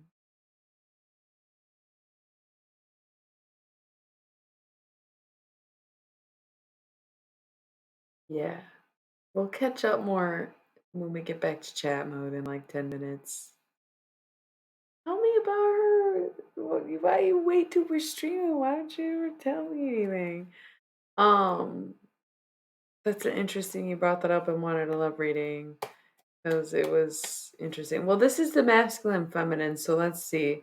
So masculine feminine can be that the feminine is earth and water and the masculine is air and fire, or it can be the way that you align like with your sex and gender. It doesn't really matter. So either way, um think of it how you will, but this deck is very much tied to the feminine and masculine. So we have Death and Rebirth at the bottom of the deck. You watched me cut it a few times. I saw Heaven and Earth, among other things. We see the 10th position air here, walking into the unknown.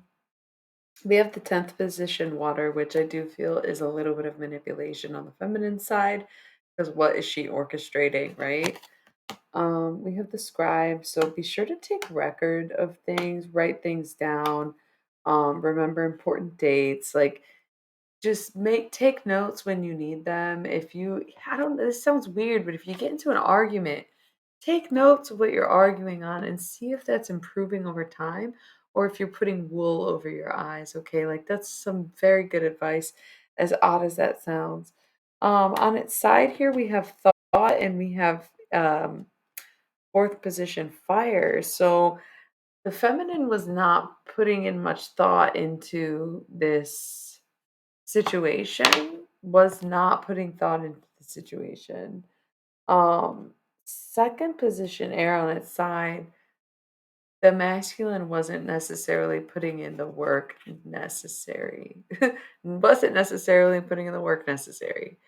The masculine wasn't doing due diligence either. We have the seventh position of Earth, so we're seeing that aligned energy, the balanced chakras rooted in the self, nothing but the self, and true to the self. This is a beautiful, beautiful card. So it seems like we've come a long way, or on an individual level, the feminine and the masculine are doing just fine. Third position air, there's something that the masculine needs to know when it's in this position. It's something that you need to know. There's something you need to know. Sixth position air, we see the feminine standing in her duality, whereas the masculine was not. So I find that kind of interesting, as if the feminine is doing something that the masculine isn't. We've got abundance and the sixth position fire. So the sooner you come to terms with the way that things are, the better off that you'll be. Okay. The sooner you can draw a truce to this situation that you are having um, sort of like adversities with, the sooner that you will feel like it's paid off. We have emotion versus intellect, and well, we have emotion and intellect versus body and mind. You want to go with your head, but you're going with your gut. You're trying to listen to your heart, but you are also thinking logically with your mind. Like body, mind versus emotion and intellect. It's a very difficult, it's sort of like a crossroads, like you don't know which way to go. Sixth position, water. Looking up, but not okay. And 10th position, fire. These cards are almost in the upright. You're trying to have a positive attitude. You're trying to align to what's true to you. You're trying to step up and be the person you need to be. But neither the feminine nor the masculine are quite there yet. Okay. You are on your way, but you're not quite there yet. And what's stopping you is your emotions and your own destiny. Keeping your emotions bottled up in some way, or just feeling like you're not expressing them, holding back from your destiny, not doing what you need to do because of this person, whatever the case is, that's what's stopping you from being in a better position. So in the future, you have to decide, is this love? You're gonna have to decide eventually if this is love. You may not know now, but you will have to decide, and your guides are not going to be there to help you. It's going to be the answer that comes from within. It's not going to come from anyone else. It's not going to come from outside sources. You can't ask someone else if you're in love. You have to know it your own true self. This is not going to be a logical decision. It's not going to be a versus situation. Look, reiterating, it's not going to be a logical decision, knowledge on its side. It's not going to involve the things that you know. It's going to be based in things that you feel. Oh, there it goes.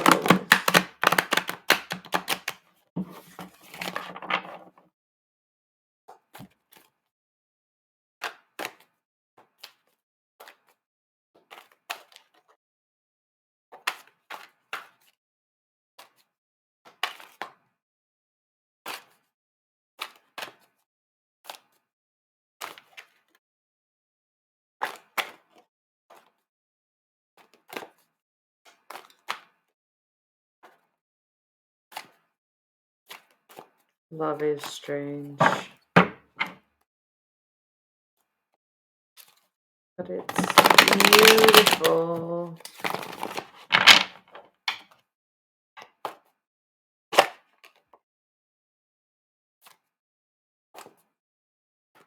Whoa. Are we all saying the same things? That was weird.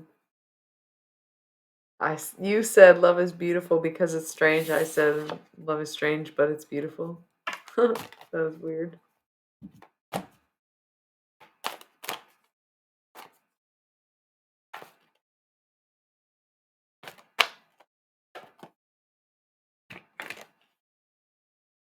Desire.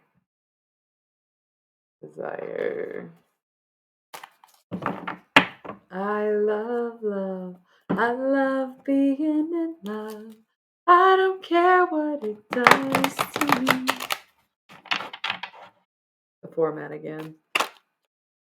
The mother.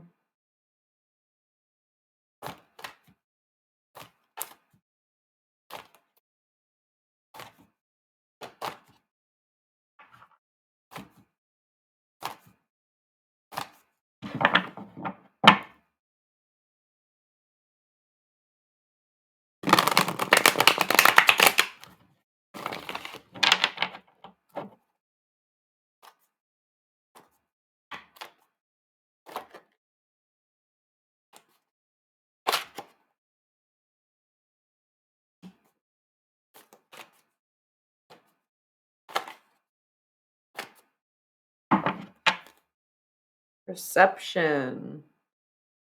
Life is about how you perceive it. We have thought. What's stopping you from your thought? Queen of Air. Someone taking action in the situation, maybe getting cut off.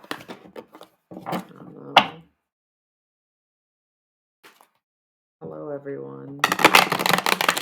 We're concluding the end of our tarot hour. I'm going to go back to the chat for a little while. I don't know how long, but we'll try to stream a bit. Hello again.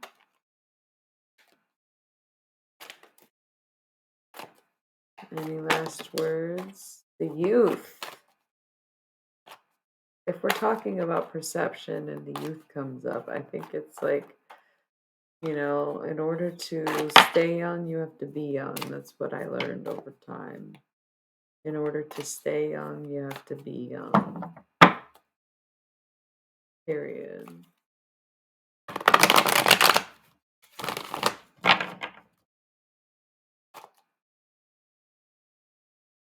First position, Gators.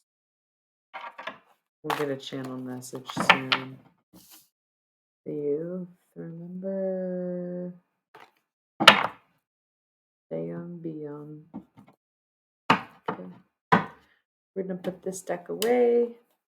We're gonna take a chat break. I don't know if we'll come back and do tarot. I think that's another thing we used to do. I used to think back to these long streams that I had, is we would take tarot breaks and go back to it after, hours of chatting like that. But anyway, I gotta roll the ads, so we'll be back in 3 minutes. Make sure you utilize your time. Don't bother watching these redundant, annoying advertisements. It's all a big ploy to get big buys from their big companies, and it's just a big lame. So anyway, jump around, get some snacks, do what you gotta do, man. Light an incense, whatever. Use the 3 minutes like it's the best 3 minutes you were ever given, and we'll be back to do a little bit of chatting. All right? All right.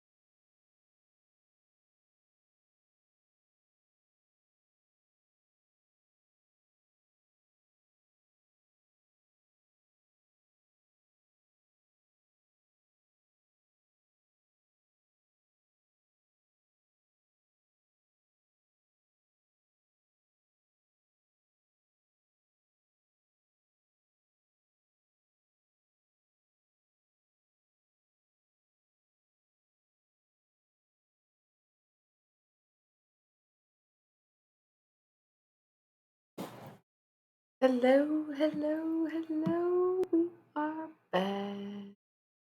And it's all chat. So how's it going? We got any chatters left?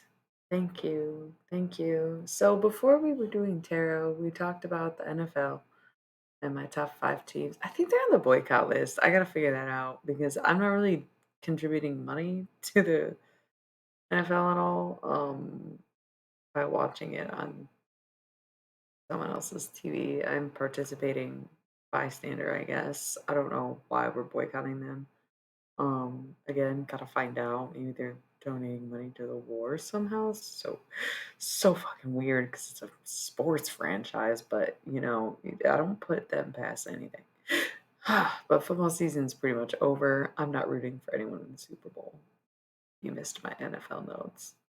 I was just chugging water, and now I feel like I have the hiccups. So pardon me. That's why I keep doing that.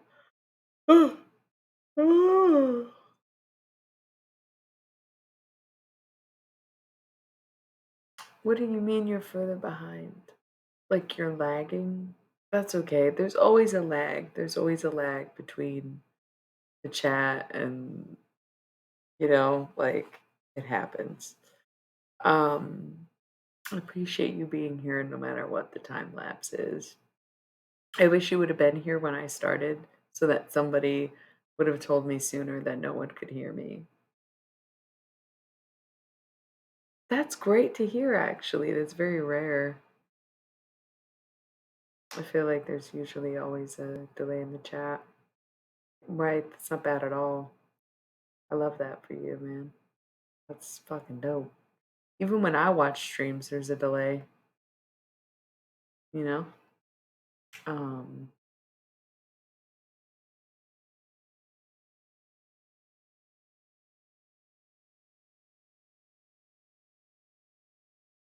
yep, yep. Feel you there. Feel you there. Um, yeah, so I'm not really spending money on it. I hope I'm not like being too terrible by watching the game with my family, friends, lovers. Like a fun thing that we do. Um, my brain is delayed. It's not just that. There's usually at least slight delay in the chat. So cool. Back to conversation. So we were talking about the NFL. We got all the notes on that. The Lions and the Dolphins are my favorite teams, followed by the Ravens, Jaguars, and the Bills. Those are the most important notes. And we're not rooting for anyone in the Super Bowl because it's two red teams and it's going to look so ugly and everybody's pissed. Nobody wants the Chiefs to win even more than they don't care about the 49ers winning.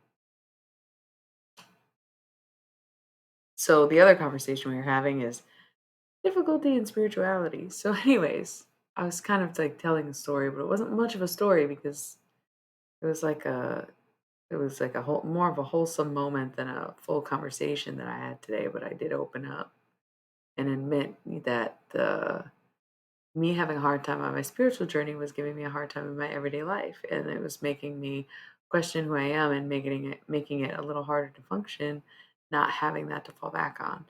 And I feel like it's made me a lot goofier in a sense because I have nothing to be rooted in when I don't have spirituality to the same degree that I once had it and once lived in, you know, where I could be serious because I knew life to be sacred. But ever since taking a break, I really stepped out of it so much that I started to question it as a whole and started to wonder if not all spiritual people have just experienced psychosis or some shit very similar. And that's not what we are experiencing. What is that? Will you explain?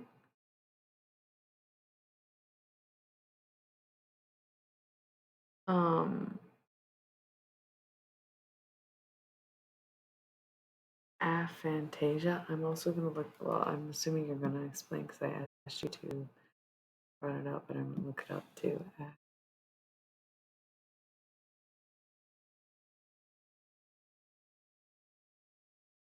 Oh,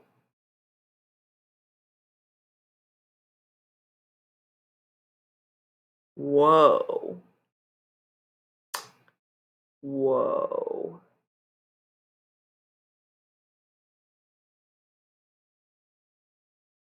Whoa. See, for real, it's like hard to imagine not visualizing. Whoa, that's crazy.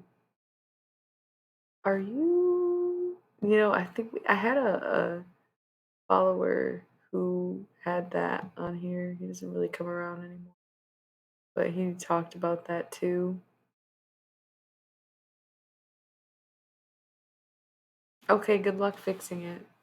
That sounds crazy. You don't really know what you're missing to be like, oh yeah, I wish that I could picture things more mentally, but that's wild because I have a photographic memory, so we're like the opposite, where I can pull up anything that I've ever seen pretty much if I've seen it. I noticed lately, I don't know if it's the meds or if it's age or if it's just that I don't consciously work at it as much. Um, but I feel like I'm not absorbing, I'm not as absorbent as I was. When it comes to the photographic nature of my memory, or really the memory part of that. Um, but it still functions in the same way where I can picture things and if I can picture pretty much anything. Huh. Wow, that's crazy. I remember Sub Sorcerer, he was like that too. He was the first person that I had heard was that way, and it was very hard to fathom. And he said it's very rare for him to have dreams too, if he had dreams at all. I think he said he dreams in black and white or something.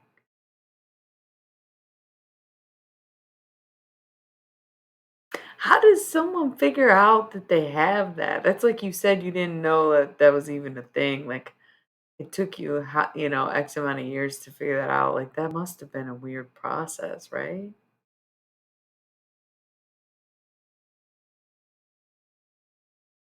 That's like really interesting. Okay, so having a photographic memory, this is a great kind of topic. Um, to keep expanding on what we've been talking about, and that's like our difficulty in spirituality, right? Like this is winter time too.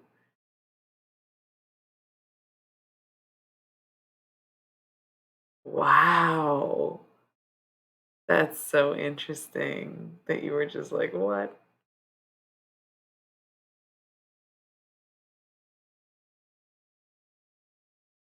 Wow.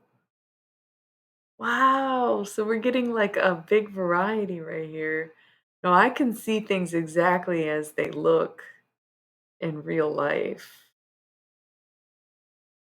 Wow. And y'all like struggle to put images together. This is so crazy.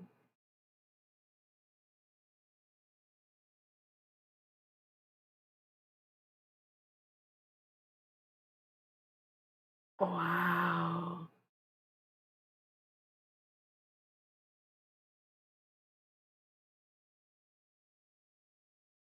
Wait, my thing is hyperphantasia? I can see photorealism. Oh my god, is it weird? Is that weird? I mean, it's not weird, but it's, like, weird that, like you're right, just like you didn't realize that people could do it, I don't even realize people couldn't do it, and we're all sitting in different boats just, like, on the same river of the mind, you know? That's so wild. I've always been able to pull up, like, a spot on, like, photographic image of things. Yeah. Perception is crazy. That's why having the right, like a good positive perception is so important. Your outlook on life, it's everything, it's yours. Better have a good outlook over a bad one.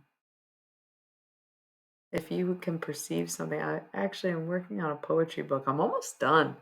I just have to give it a read through. There's a couple of my little short stories that you can tell are just unfinished, and I don't know what I'm going to do with them. So I just need to give it like a full read through and edit them along the way. But I'm very excited that my poetry book's almost done. But I wrote a little story, poet, prose. It's prose. I wrote some prose about, you know, perception. What eyes perceive, I think it's called. So yeah, that's pretty wild. We got a whole variety right in the chat, you know? Wow. Hey, Shawnee, how you doing?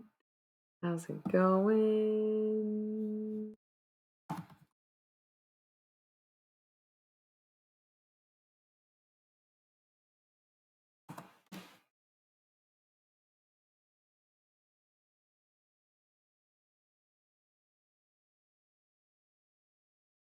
Yep. Vivid as real seeing. I'm hyperphantasia. Hell yeah. Good morning.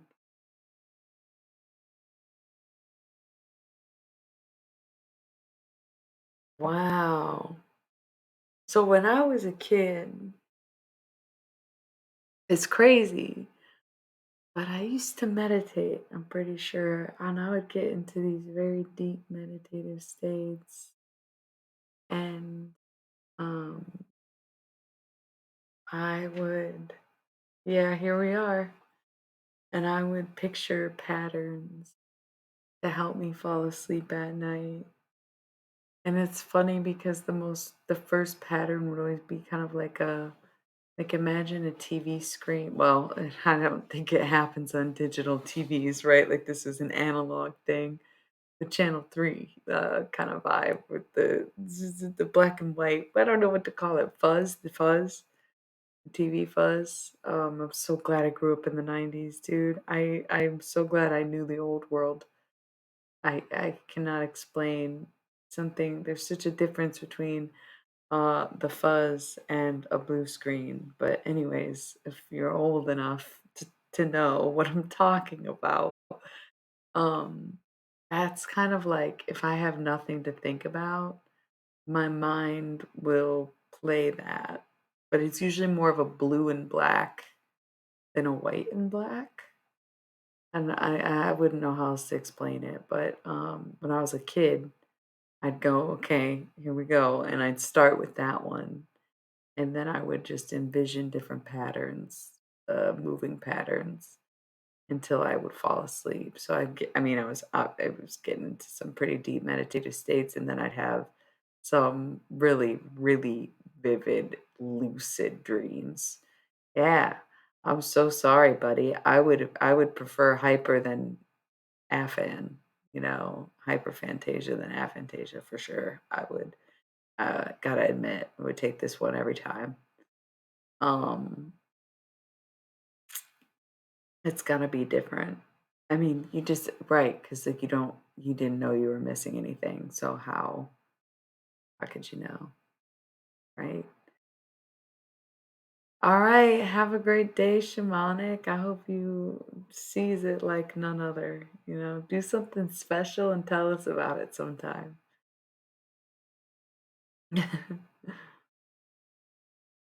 Mm. I can't wait to drink coffee today. I drank coffee as you know what I had? An affogato. I made a AeroPress coffee and I poured it over two different kinds of ice cream. I had pistachio and strawberry. And it was so good. What up, punch drinker? How you doing? And it was so good with the coffee. And there was little pieces of pistachio and strawberry in it. It was so good. I was like halfway to a spumoni, you know what I'm saying? It was mwah, so yummy. So yummy.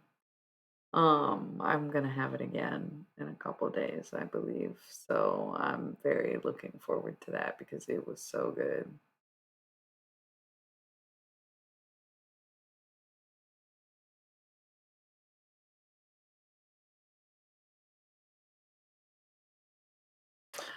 Well, I guess I don't know because you think, yeah, if you can,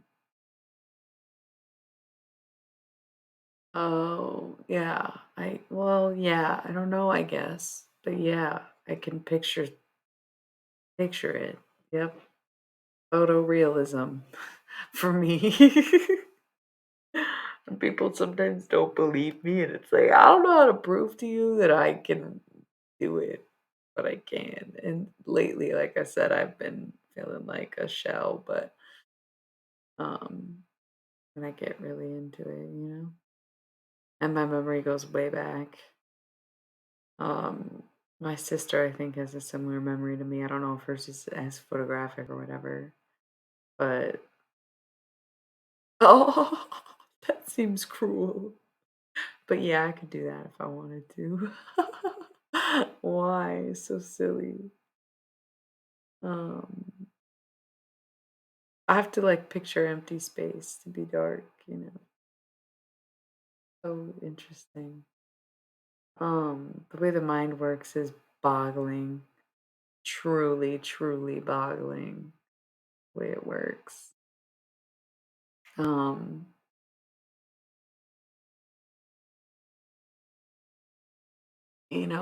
I you guys are gonna hate me when I talk about this, I feel like. But do you ever look outside of your mind at things? Can you like project your images at all? No. See, now I might actually sound crazy.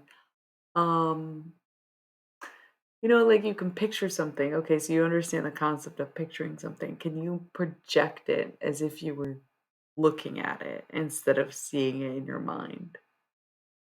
I'll make lists sometimes if I'm looking at a white wall. Or you can like envision what it would look like on the wall. Yeah. Can you like project images? 222 on the timer.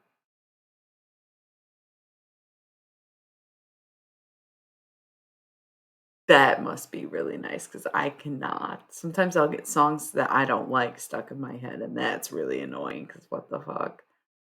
Yeah.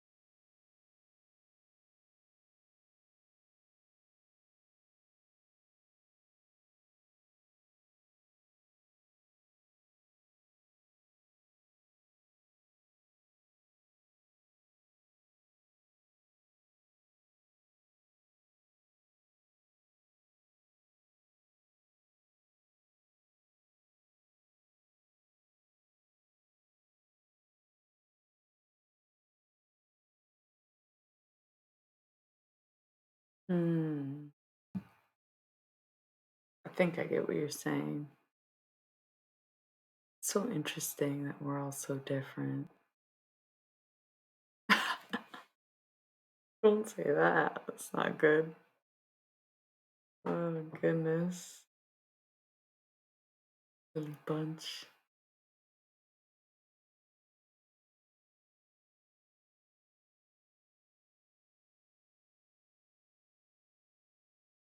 So that was a no on the projecting thing.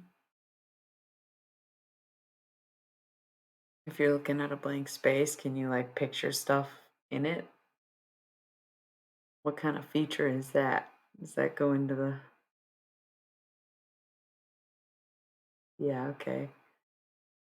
I call it spatial thinking, like I'm able to visualize things. Yeah, I guess. Where you can like picture the way a room would look if you rearranged it. Guess you can't do that.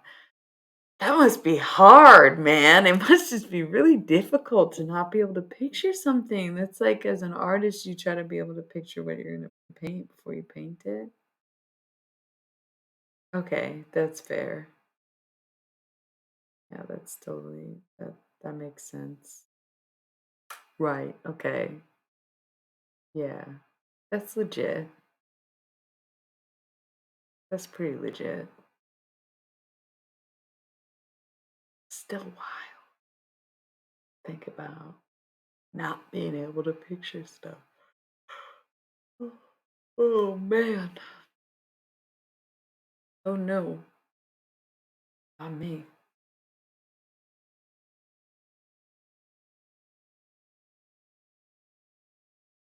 That is pretty true. It would be very similar, I guess.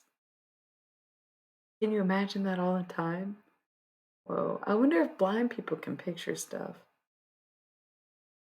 Well, how would they know what stuff looks like? Yeah. Whoa is right.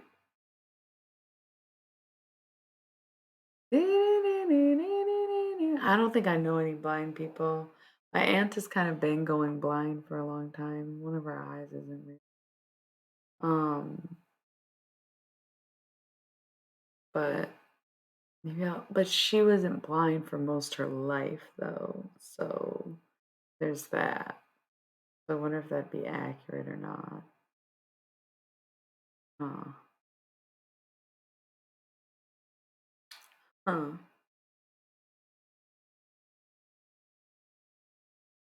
I don't know. Pretty crazy.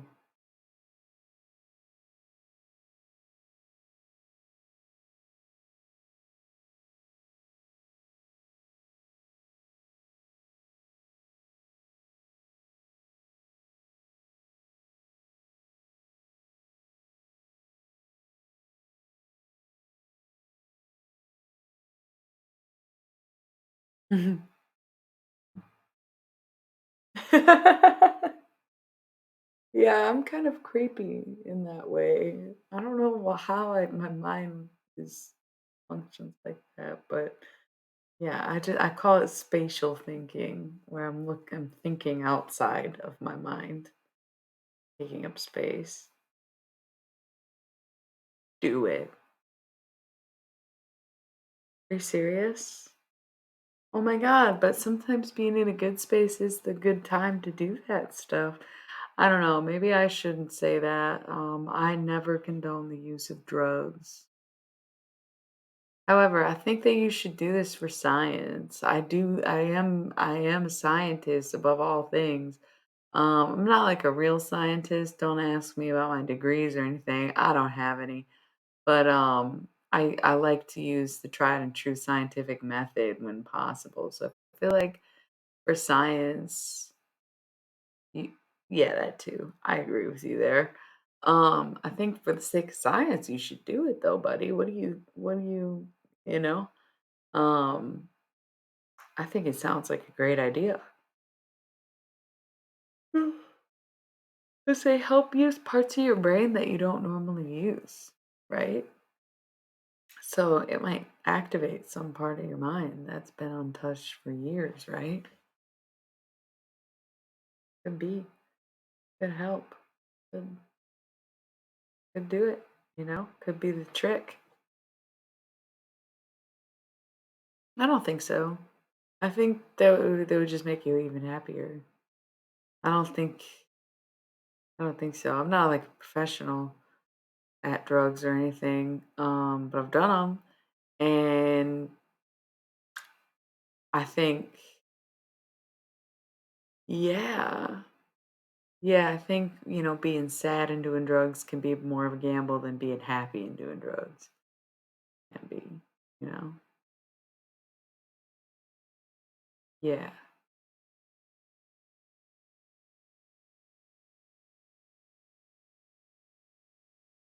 Yeah, yeah, yeah, yeah.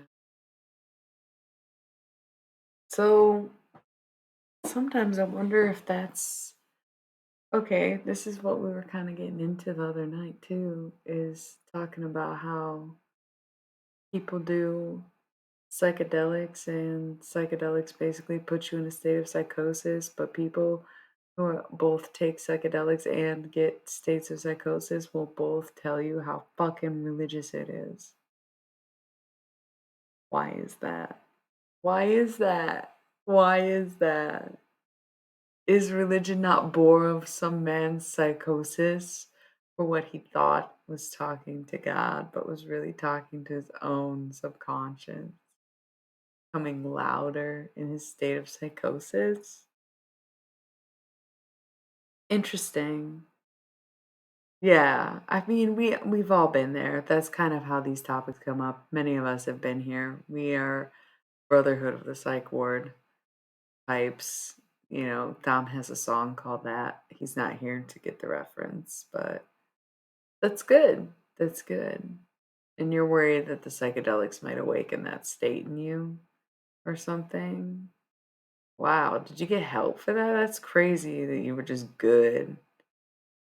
Yeah. Yeah, I get that. I get that.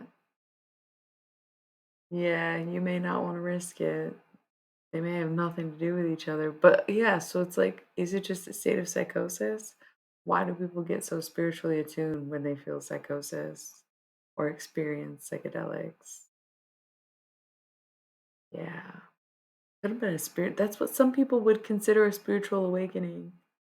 The ability for it to stop almost seems more spiritual than not, right? Wow.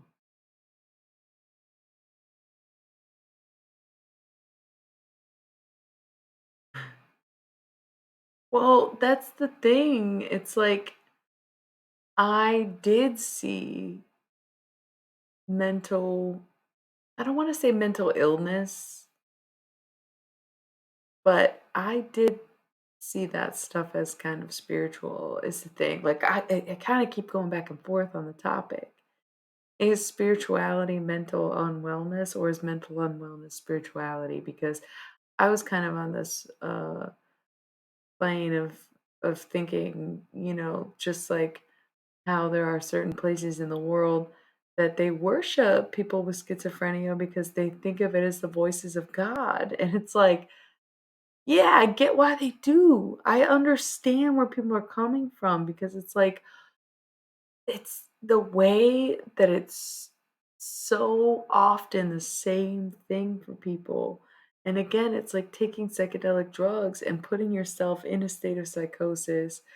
And it's just really weird. Yeah, he gets it. He gets it. It's a scary place to be. It's a scary place to be. And so for someone like me who is or always was very spiritual, I grew up religious. That's the thing about me. I grew up religious.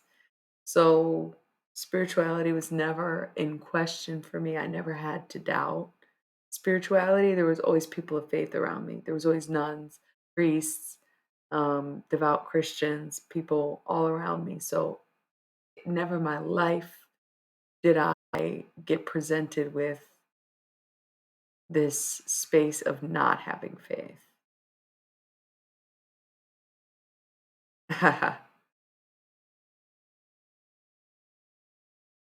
Are you talking about psychosis or just the cosmic tug of war in general? T, I don't know. Um, it's just like,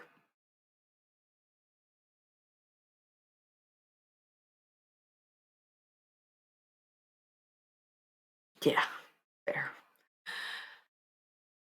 It's very, very difficult.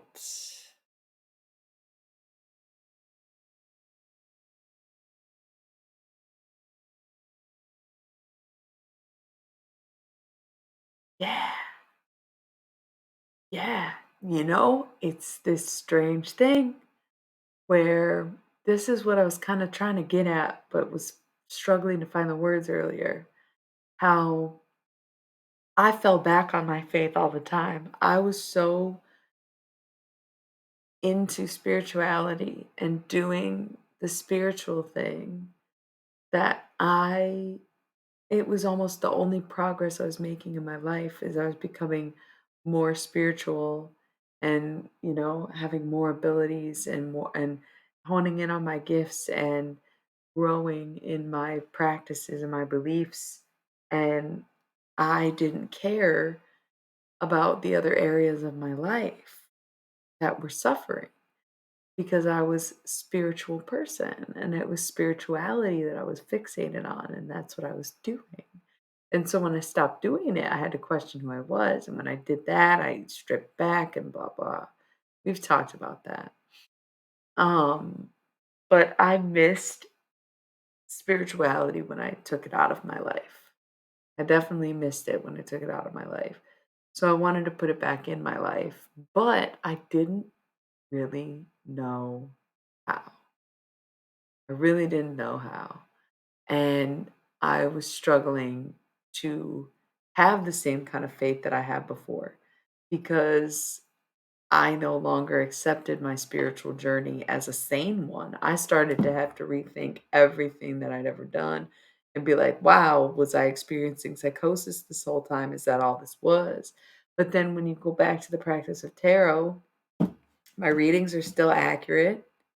My channeling is still on point. My connections are still in sync. So there's definitely still something to it. And I still have a lot of beliefs. I just have a harder and harder time explaining what they are. And I no longer want to. I once had the desire to dig deeper and go further in and be the one to try to explain to other people and teach other people what it is about and be solid in my knowing of what it is. But now it's not like that for me anymore. I very much question it. I'm very, very, very caught up in all of it. It's difficult. It's straight up difficult. It's difficult. Because well, you just don't know. I just don't know.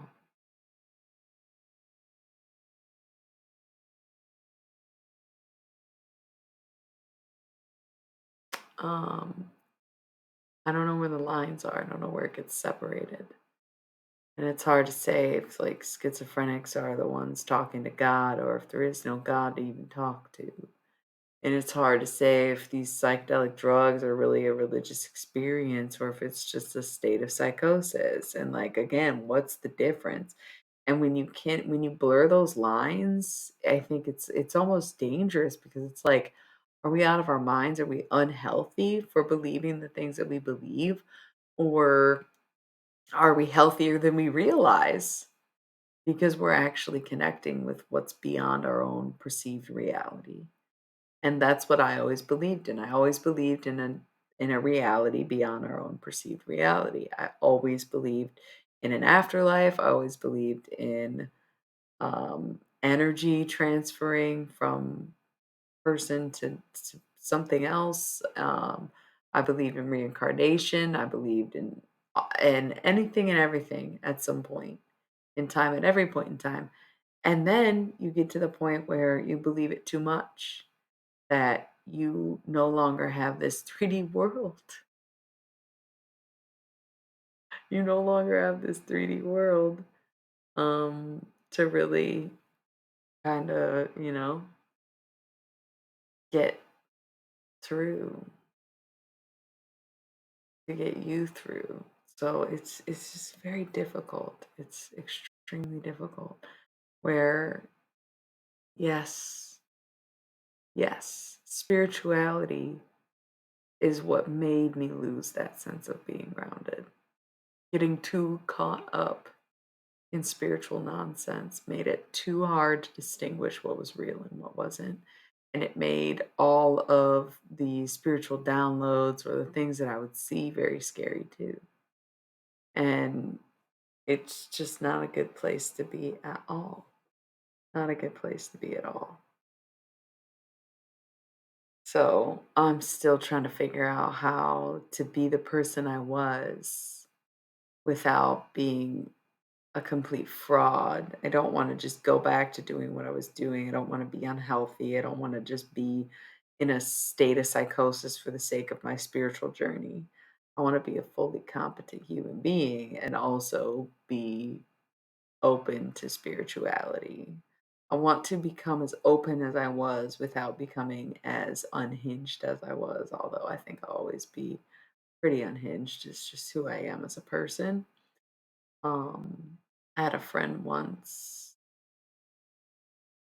who said that it was hard for people to relate to us because most people are not as unhinged as we are. And he is dead now, so cheers, Danny. It's a good one. Exactly. It's very important to remember the magic because no matter what kind of magic you believe in, this world is magical. Science in itself is very magical. Religion is very magical. Spirituality is magical. Living every day is magical. Breathing magical. Taking oxygen, turning into CO2, magic. It's wild what we do. It's so true. And I think that's what has been missing so much is I miss feeling like I'm synchronicity and in tune kind of magic where everything works out in my favor and I really was on that path so much so that I couldn't be shaken from it.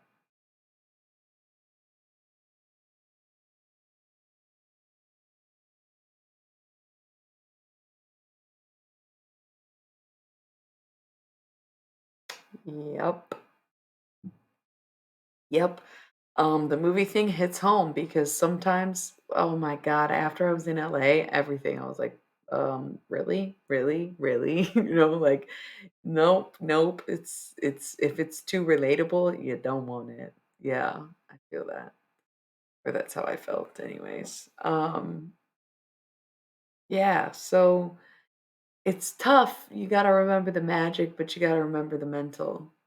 And that can be a really hard balance, and it doesn't seem like something that would be a hard balance, but it can be, and it can be downright scary trying to figure out the 2 or differentiate the 2, and that's when it came to for me, is that it got too scary to be able to tell.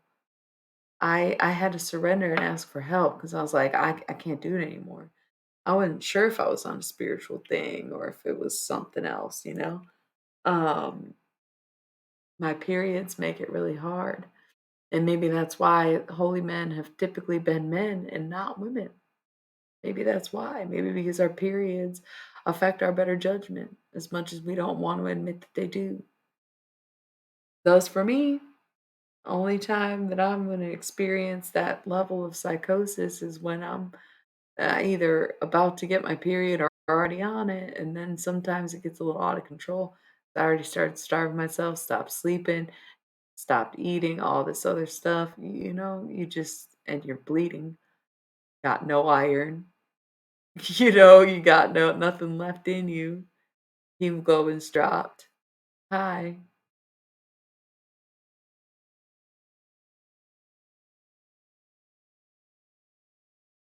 Interesting. No, I'm not doing tarot right now. That's why it says chat mode. Ask me anything. But I guess you did ask. Is the queue open? The queue is not open. Not doing tarot. Um, yeah, it is rough. But it's even rougher trying to, like I said, I just want to come back and be spiritual, like full-time spiritual person again, like I was. And I don't know how, because again, it just feels like there's this safety precaution of not wanting to get too lost in it, but also missing it when it's not there. And I've been trying to figure out how to introduce spirituality back into my life without getting dangerously out of control again. And it's it's hard. It's difficult. And I don't know the answer. I don't know the solutions. I don't know what is going to happen. I don't know what's going to unfold, but um doing my best to figure it out. Um, you know. I think this is I briefly brought this up earlier, not being focused, self-discipline. Um, I never really studied one particular religion or held any singular belief in anything. And I have always, I don't want to say borrowed from many faiths, but I have always just learned things along the way and held true to the things that made sense to me or mattered to me. And it's I don't know. I think perhaps that lack of discipline and not being focused on one religion or one practice, one faith, I think that catches up with me and scares me to some extent because I get everything mixed up, and some things aren't meant to be crossed or mixed up in the ways that I mix them up. And I think that's, mm, yeah, where I'm open to everything, but then it's all open to each other and it doesn't like being that way. So that always never feels good when I go through those things that I don't know where I'm at because then what? I'm just Catholic when I barely believe in some of the things that the Catholic Church teaches. And I honestly take what I want from Catholicism rather than stick to what they teach, you know, after going to Catholic school for many, many years. I burn incense and drink wine and make potions and say incantations and stuff like that. So a lot of what they do, I do. The necromancy of Jesus and all. Like, yeah, that's me too. And that's another thing where I wouldn't say I'm super religious, but what I do aligns more with the Christian religion than anything else because I talk to dead people. And that's something that is very hard, right? Yeah, same. And I'm open to working with many deities and open to talking to any people, not any, but y yeah, I think forging your own path is beautiful too until, like I said, it catches up to me, and then I start throwing my stuff out, and then I regret it because 'cause I'm like, what was I thinking? I wasn't thinking in that moment, you know? Um, it can be very hard. And it's very hard even to be candid about these subjects because I was trying to be all secretive about this and trying to figure out how to talk about it, and I was writing about it. That's the poetry book was much inspired by all of this. Um, but at the end of the day, I'm really a romantic underneath it all. Spirituality is just what I did when I wasn't in love. I think is what it comes down to. Spirituality is what I did when I wasn't in love. I was gonna cheers to Danny Ray. How about that?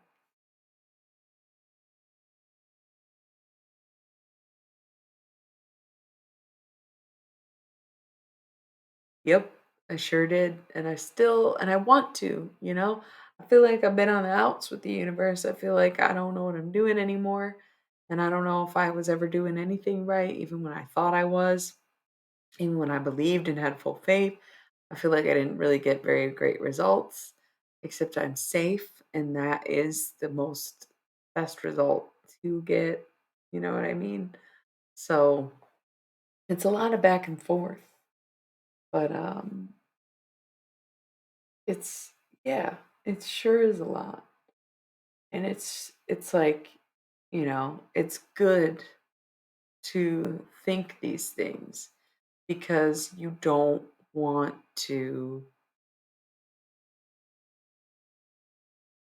be in the state of like, oh, you can't tell me anything and I'm going to believe what I want and I'm not listening to you and I have no doubt. It's okay to question things once in a while. Make sure you're all right, feeling your best. I love that, and I'm going to aspire to be that way. And something I noticed the other day, I started talking to myself out loud again. And I think it's a tremendous help.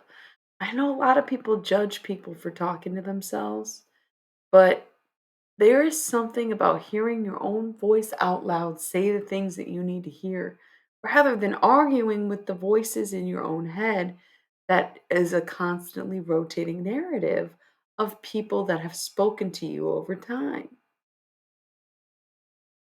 It is so much easier to say, I'm good. Ooh, so good out loud than it is to say it in your head. So much easier to say, I got this to the mirror than it is to your inner voice. I don't know why. It just is. And I notice like the past few months, I've been a lot quieter. I haven't been singing as much. and I sure as fuck haven't been talking as much. I became really self conscious about things that make us crazy because I felt crazy. But I'm done feeling crazy and I'm sick of the pity party. So I'm trying to come back around. I'm trying to be pen pals with the universe. I'm trying to get back in the good graces of God. I am trying to reclaim what I know as my own. I am trying. It's so weird. It's like this is what the book started to be about, that spiral where you like infinitely coiling in and uncoiling again and going back and forth between the emotions.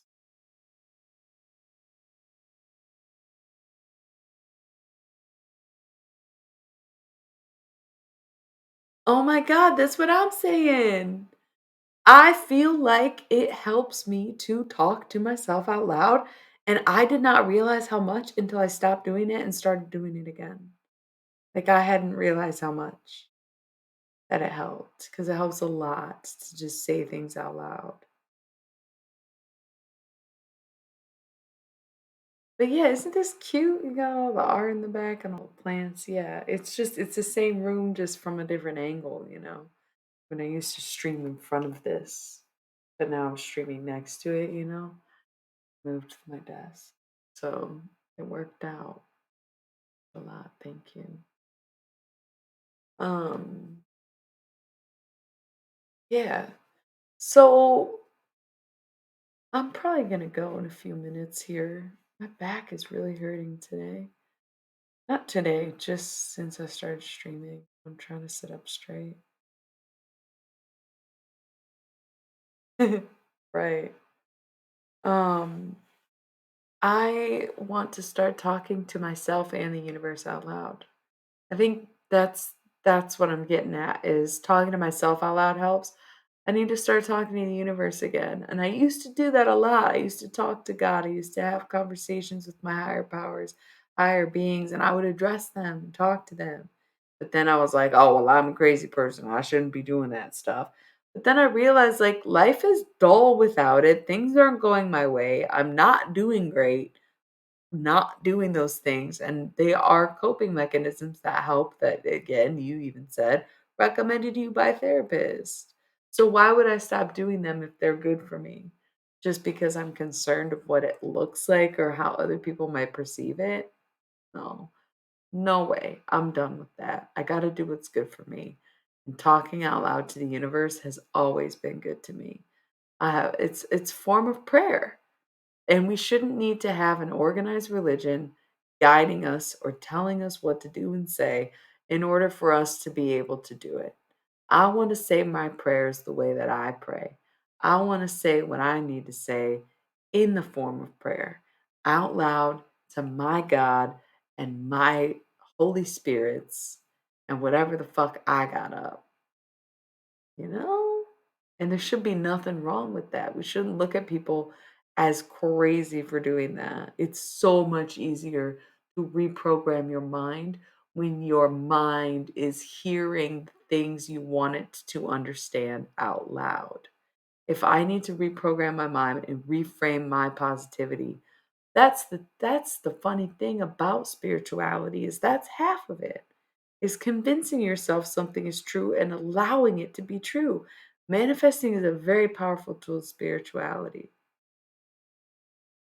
Very powerful tool of spirituality. And it's one that I don't utilize very often or enough in some respect.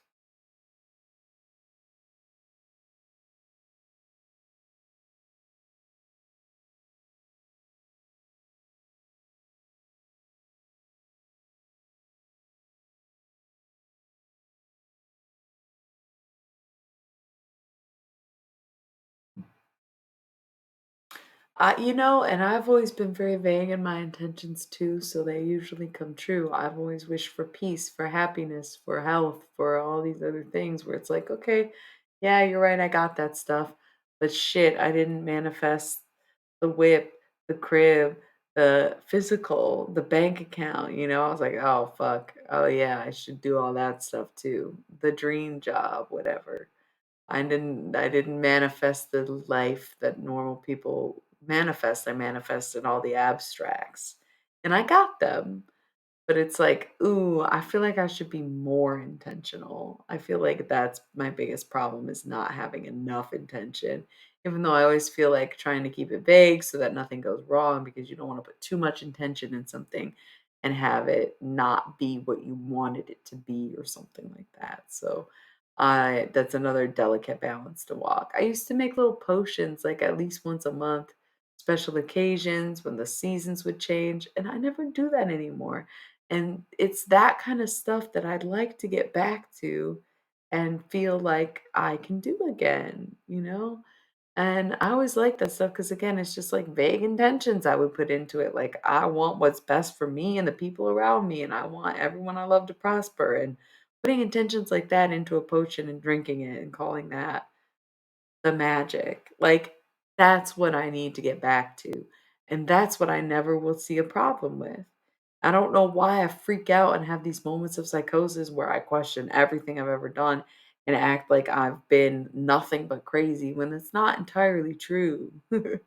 I've been a lot of fun too, and very wise and serious and playful and helpful and a whole bunch of different things, not just crazy. So I've got to stop treating it like it's just been nothing but insanity when that's not necessarily the case.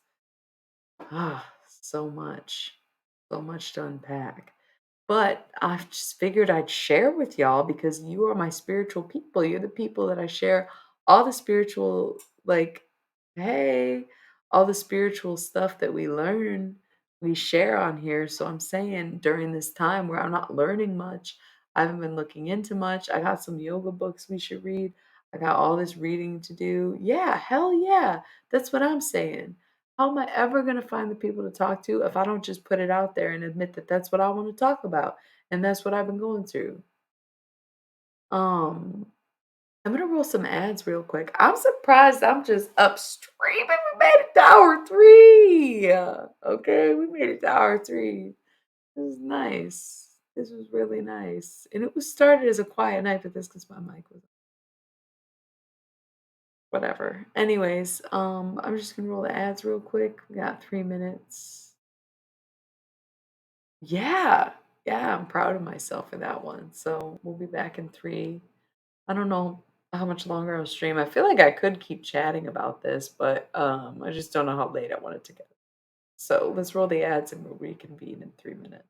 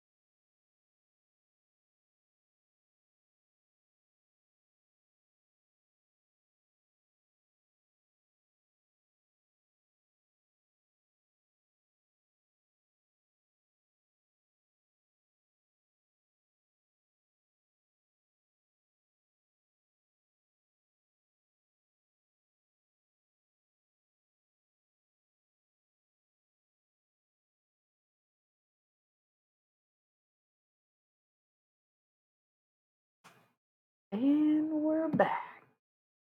Just in chat mode. I'm getting kind of cold more than I'm getting tired. I don't feel super tired. This is crazy because I started at midnight like I always do, so it's late. It's 3 in the morning. Do you know where your children are? I don't have any, so yeah, there's one in hell. Sorry, Anthony. RIP. It was an abortion, like not me killing a baby, just to clarify.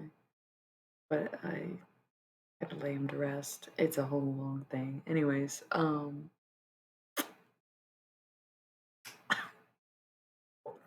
fuck. Sometimes you talk and then yeah. So speaking on spirituality, speaking on streaming, um, something we keep joking about is how I used to do these big long streams. Like I would sometimes stream for 6 hours. I have streamed for 8 hours straight. And lately I'm like lucky if I make it to 2 hours. And I've been trying to figure out like what the fuck did I do? How was I so good at it? Well, today I talked about the NFL for an hour. I did an hour of tarot and then I was honest and talked about myself and my life for an hour. And that's what made the streams what they were, is I was willing to talk about anything. And I'm trying to be that willing again. I'm trying to be more fearless. Thank you for the follow, Joshua. I hi. I'm not doing tarot right now. Um Being willing to talk about anything, including yourself, I think is a big part of what I do. And I don't know if that really goes with like tarot reading necessarily, but being spiritual at all, in my opinion, is being able to talk about yourself and fear nothing and have no shame. No, I don't think so. I guess I've never really tried. Kind of a cool concept though. Maybe I should get into it.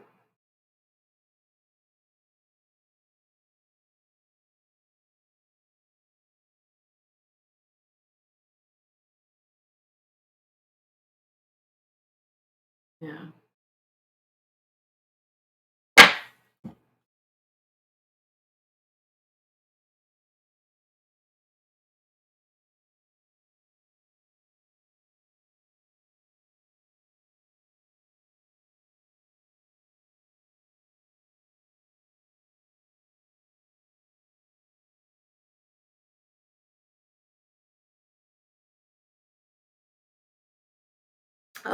Yeah, well, it's not my first rodeo, I'll be honest. It takes longer or it takes less time each time. It's happened to me 3 times, I guess, in my life.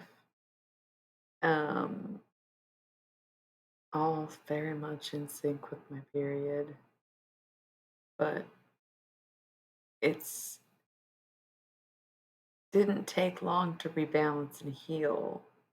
But now I'm trying to figure out, well, maybe the balancing. Oh, wow, yeah. I get that. Yeah, I come back a little quicker than that, I suppose. Only because I am with so much experience, I guess. But no, it usually only takes me a few months to feel somewhat normal again. Um, but then it's funny because what do I conceive as normal in that way? But I have dealt with PMDD for a long time, and I think I keep forgetting about that. It's been so under control. Being on these meds has it hasn't gotten rid of the PMDD because I still get really emotional and I can be really anxious, but my symptoms are not as extreme anymore.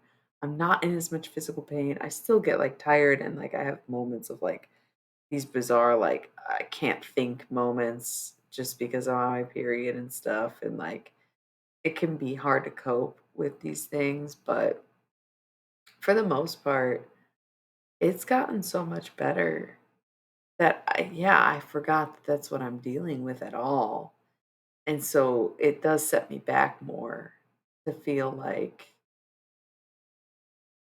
I don't have it because then I'm like, oh, I'm so frustrated. Why is it like this? Why do I feel like this?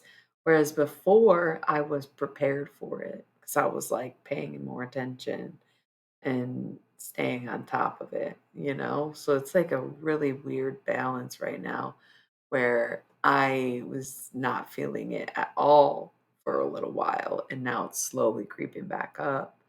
Um, but it's just, oh my God, it's been a wild ride. It has been a wild ride. Um, but it's awesome too. So I'm trying to figure out how to incorporate spirituality back into my life because I just don't know what that looks like anymore, other than doing what I'm doing now. We come on here, we talk, we do tarot. You know, the holy man is still in action. I'm still speaking on things and talking to the dead and making you laugh and synchronizing our movements somehow. It's so weird still to me to say, and we're doing our thing. So the spirituality is still in practice, but my beliefs have been shaken to the core. And that is the most difficult part of readjusting and getting reacclimated to things is the spiritual factor for me. I can accept all the other things that I may learn and unlearn during those times, but the spiritual stuff freaked. It ends up being the thing that freaks me out. Starts as spiritual, and then you're like, this is a little out of control. This was a spiritual thing that now feels out of control. This is a spiritual thing that now feels out of control, you know? And you look back and you're like, damn, was it out of control the whole time? So interesting. So interesting. It's hard to determine. So my quest at this point is to be able to find that nuance, right? Like that's, yeah, yeah. I don't want to be so in it that I never deny it, but I don't want to be so far removed from it that I hardly believe it. I want to find the balance of having a normal life and also being spiritual instead of having a fully spiritual life because that shit can be just scary if you're not able to just do it, you know? That's why we were making jokes about sending me to the Himalaya. Because when you can go sit in the mountain and be a holy man, you can be a holy man. But when you gotta like function, pay bills, and be in America with a credit score, it's a lot different. You can't just do that. Kind of sucks, but it is what it is, you know? Um, and I haven't lost the ability. It blows my mind. I think I got so used to things.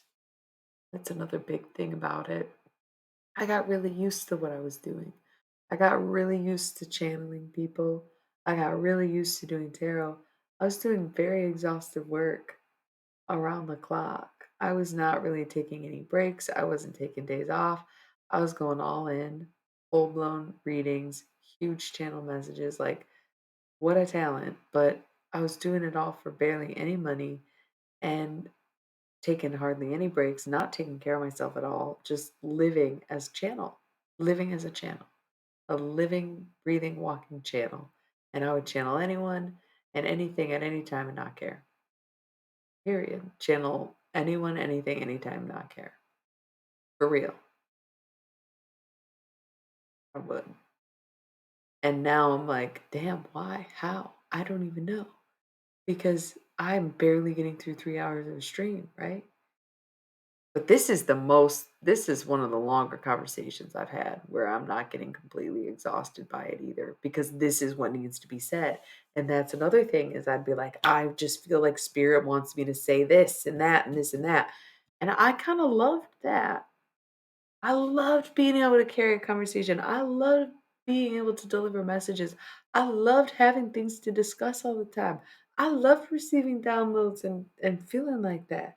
But I've been very resilient to doing it, even though, once more, the proof is in the pudding. I see that the gifts still are there in the tarot, and especially with the channel messages from the deceased.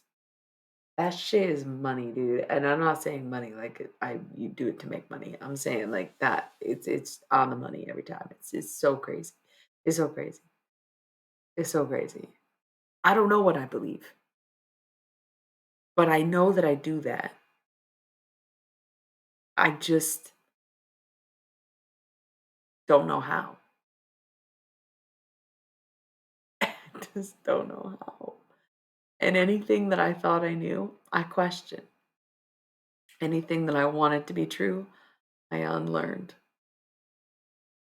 But that gift I still have. I'm still a medium, if that's what you want to call it. It's like really bizarre, super bizarre, but it is what it is. And I'm grateful to have the gift, but I never want to, again, I don't want to get so lost in it that I'm doing it all the time and not paying any attention to myself. And, that's not a way to live.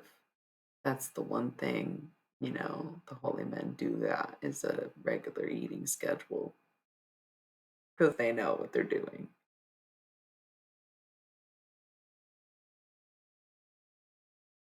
Amen. That's where I'm trying to get to, right? But the preacher will preach about anything. That's how I get up here night after night and keep doing this, even when it's like, oh, everything's different than it was a few months ago. How are you? Everything's different than it was since last stream. How's it going? I feel like I'm so proud of myself for streaming for over 3 hours. I can't believe I used to do this regularly, but now I get it. Now I'm seeing it. Now I'm like, damn, no, this was solid. This was solid, and I feel like I found there's just certain topics that you could just talk a lot about, and the fact that people can relate keeps the conversation going and makes it worth having. Of course, it makes it worth having, is having someone to talk to about it and not in the a therapy, trauma dumping kind of way, in the mutual understanding and, uh, been there kind of way, you know? Where we're like, "Yup, yup, yup, yup, yup." Cool, and we got 444 followers tonight. We'd love to see it. Angel numbers everywhere. Yep, yep. So I am trying to stay reined in, but also come back to being the person I was in the sense of my spirituality and feeling like, yes, I am a messenger of God. Yes, I am here to share the divine. Yes, I want to channel these messages for the world. I want that. Yes, and it feels good to say it out loud because I've been missing this aspect of saying it and doing it and being it over the past few months, where I questioned if I wanted to do that, and I think that the answer is yes. It has always been fulfilling to me. It was my fulfillment in life, and I took that fulfillment away from myself and punished myself because I overdid it, because I had to stop and slow down and make sure that I was able to take care of myself while doing it. I wasn't doing that. So now that I'm taking care of myself, I am ready to go back in and wanting to go back in and going back in. It's cool. It took this 3-hour stream for me to realize that. And me saying it out loud, just like we talked about, that's what helps. Saying it out loud to other people helps even more. Welcome, everybody. Here we are. Here we are. Be forever always, please. I loved that concept. I cannot believe how much I developed in a short few months and how much I became removed from it in the few months after. And now I'm trying to find the balance of being attached and detached at the same time. Oh my God.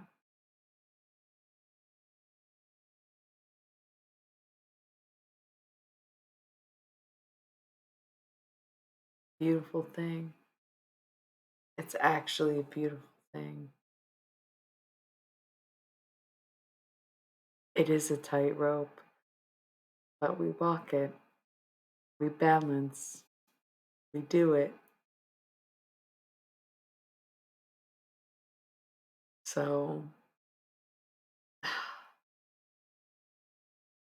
now that I've really talked about it, again, it's not even like a therapy sense because I would never talk to a therapist about this stuff. I would talk to the holy men about this stuff. I have to be reinvented in my own way, in my own light, in my own how I see fit. This is part of it. This is the rebirth. I feel like I'm finally being freed of winter. All the longest winter days are over. It's been getting lighter later and it feels so good. It was like 40 degrees today and it felt so good outside. You have no idea. Unless you know, you don't know how good 40 degrees can feel. Um so you do know. You absolutely know is what you're saying. Yes, you know. You know. Those 40 degrees today felt amazing. I'm not one of those people who's gonna get into shorts or anything like that. I see them. I definitely see them. I'm in the Midwest, but yeah, yeah, it's nice. It's fucking nice. I'm gonna sit outside for a little bit, like it's nice. Oh, it feels so good. And I'm too excited for spring. And I've been waiting for spring and waiting for things to line up and waiting for all these things. I had a lot going for me and I feel like all of a sudden I don't and blah blah blah. I'm going back and forth. And I need to start addressing the universe a little bit more, being more grateful, having that pep in my steps, singing my damn songs, working on my art, my music, my creations, tarot. I have to do and be and sit with the person I want to be, who I was, who I am, and the combination of the two things that make me the best possible me that I can be. Because I know who I was is who I needed to be at the times that I was them. You're perfect in some way, shape, or form, just like I am. Just like we all are. Clarify. I'm not saying that I'm perfect. I'm saying we're all exactly who we need to be as ourselves. And the more yourself you are, the more perfect you are. I think that's very beautiful.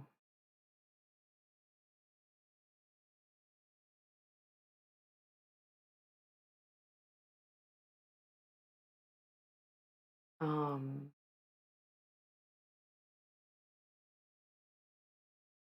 well, y'all, this was a really great and inspiring conversation. I think I finally found it in me to get back to the journey. I think that I finally have stepped back into the role. I think that this was it. I think this is, yeah, thank you. I feel like if you weren't here to understand exactly what I was talking about and us handling it so differently, just kind of goes to show exactly who we're meant to be, you know? I think that, yes, that's a big thing. Um, you see a lot, and I've seen a lot, and I was scared of what I saw. That's why I got so far off my path. So I got scared of some of the things that I saw and I didn't want to see anymore. I said, I'm done. I don't want this. I'm good. And then I just started to see all my worst fears.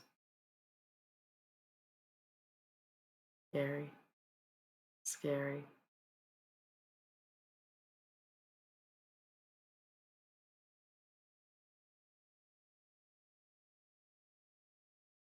Anyway, this is what we needed. We needed a long stream. We needed to talk about things. We needed to be honest with ourselves and each other. We needed to be able to relate. We needed to be able to speak our shared experiences. We need to be able to feel warm during the times of winter. Sitting over here like this because I'm cold. Um, it was just too all the time. I'm gonna go now, I think, right? Just because it's starting to get late. Yes, I want to be under a blanket. That's what I'm saying. Like it's about that time. But this was great. Yeah, this I know. I know. That's what I was thinking. It was almost like we waited till we got to this conclusion to do this. I am going to walk with a new light tomorrow. Today, when I wake up, I'm going to carry this glow with me. And it's going to be back to spirituality I go. And what I attune to, what I'm aligned with, it's all going to be in flow. I'm going to start speaking it into the universe the way I always would have. And I'm going to continue on the journey that I was on, but I'm going to be on a healthier path this time around.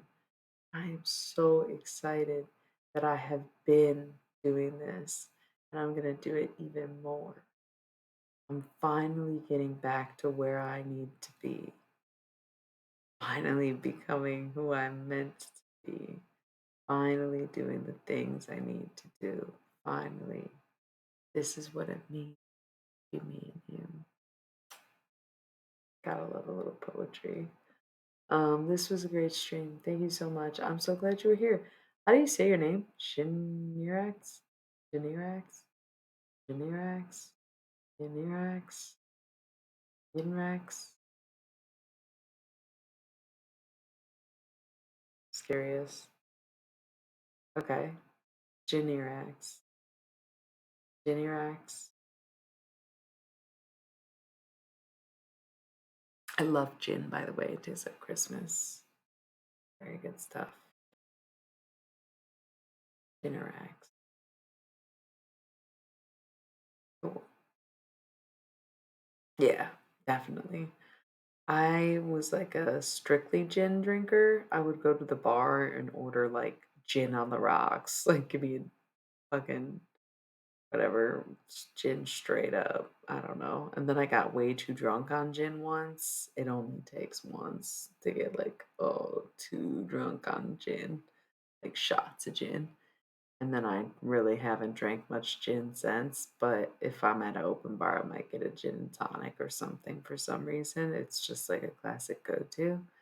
But more lately, I'm half a vodka girly these days. And it's funny because when I started drinking when I was just a young teen, I was all about vodka and made myself so sick on that shit that I never wanted to drink vodka again. And then 15 years later, I drink nothing but vodka, it seems like. So very weird to me. But I'll drink other things once in a while, like a scotch or whatever. But I don't really drink gin anymore. I don't know. I was really into it for a long time, but I overdid it just once or twice, and that was enough. Yeah, 15 years. I finally got off probation. you know, not real, but I mean, God, it's never been me. Um, you know, I don't know. It seems to be the way it goes. Yeah, I gotta agree with you there. But um, yeah, yeah, more of a vodka drinker these days. Cannot do the whiskey. I had a whiskey phase.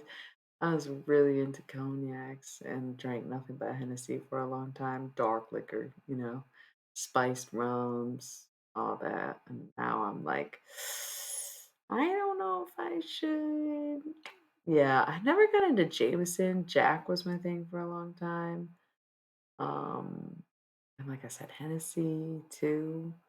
But Jameson was never. I feel like Jameson is the thing of so many people around you when alcohol is involved that it doesn't need to be your thing to drink a lot of Jameson. I've consumed a fuck ton of Jameson in my life. You could put it that way, sure. Um, but whiskey these days, I don't know, it just doesn't appeal to me. It's kind of like that's the new vodka. Whiskey usually does make me, well, I feel like whiskey's like, are we fucking, we fighting, or we feeding? You know? Like, feed me, fuck me, or fight me. That's how whiskey makes me feel. But rum makes me a happy pirate, you know? Yeah. Yeah, it better be all of the above, or you're gonna have some problems, because then it's just gonna be fighting. You don't wanna just fight, you're gonna wanna do the other two, because then the fight will be a lot better, you know? Oh god, so real. So I'm not much of a whiskey drinker anymore.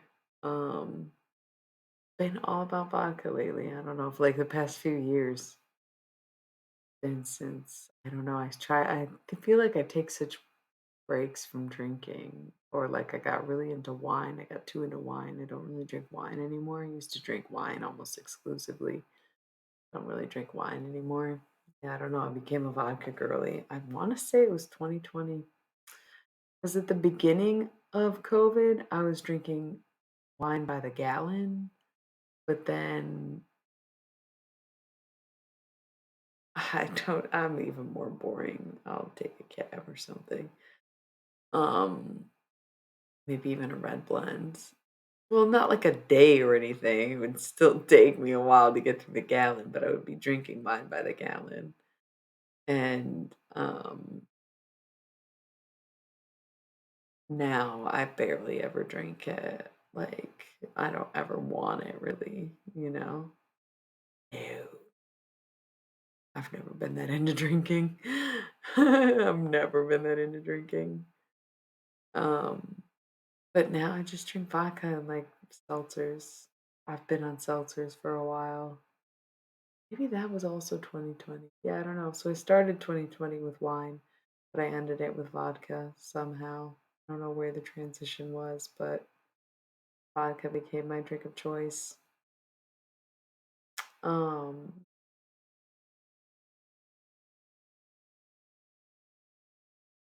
anyway, now we're just talking about silly things like alcohol. I'm gonna go. I might be back tomorrow. I feel like I should. I think I will. Um,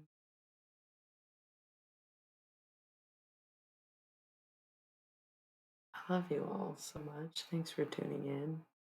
Yeah, you too. I don't know what time of day it is where you are, but nice. You love being quiet. Meditate. Yeah. I'm gonna have a very peaceful sleep, and then I'm gonna have a great day tomorrow because I'm finding myself again. Oh, nice. Okay, so it's pretty late.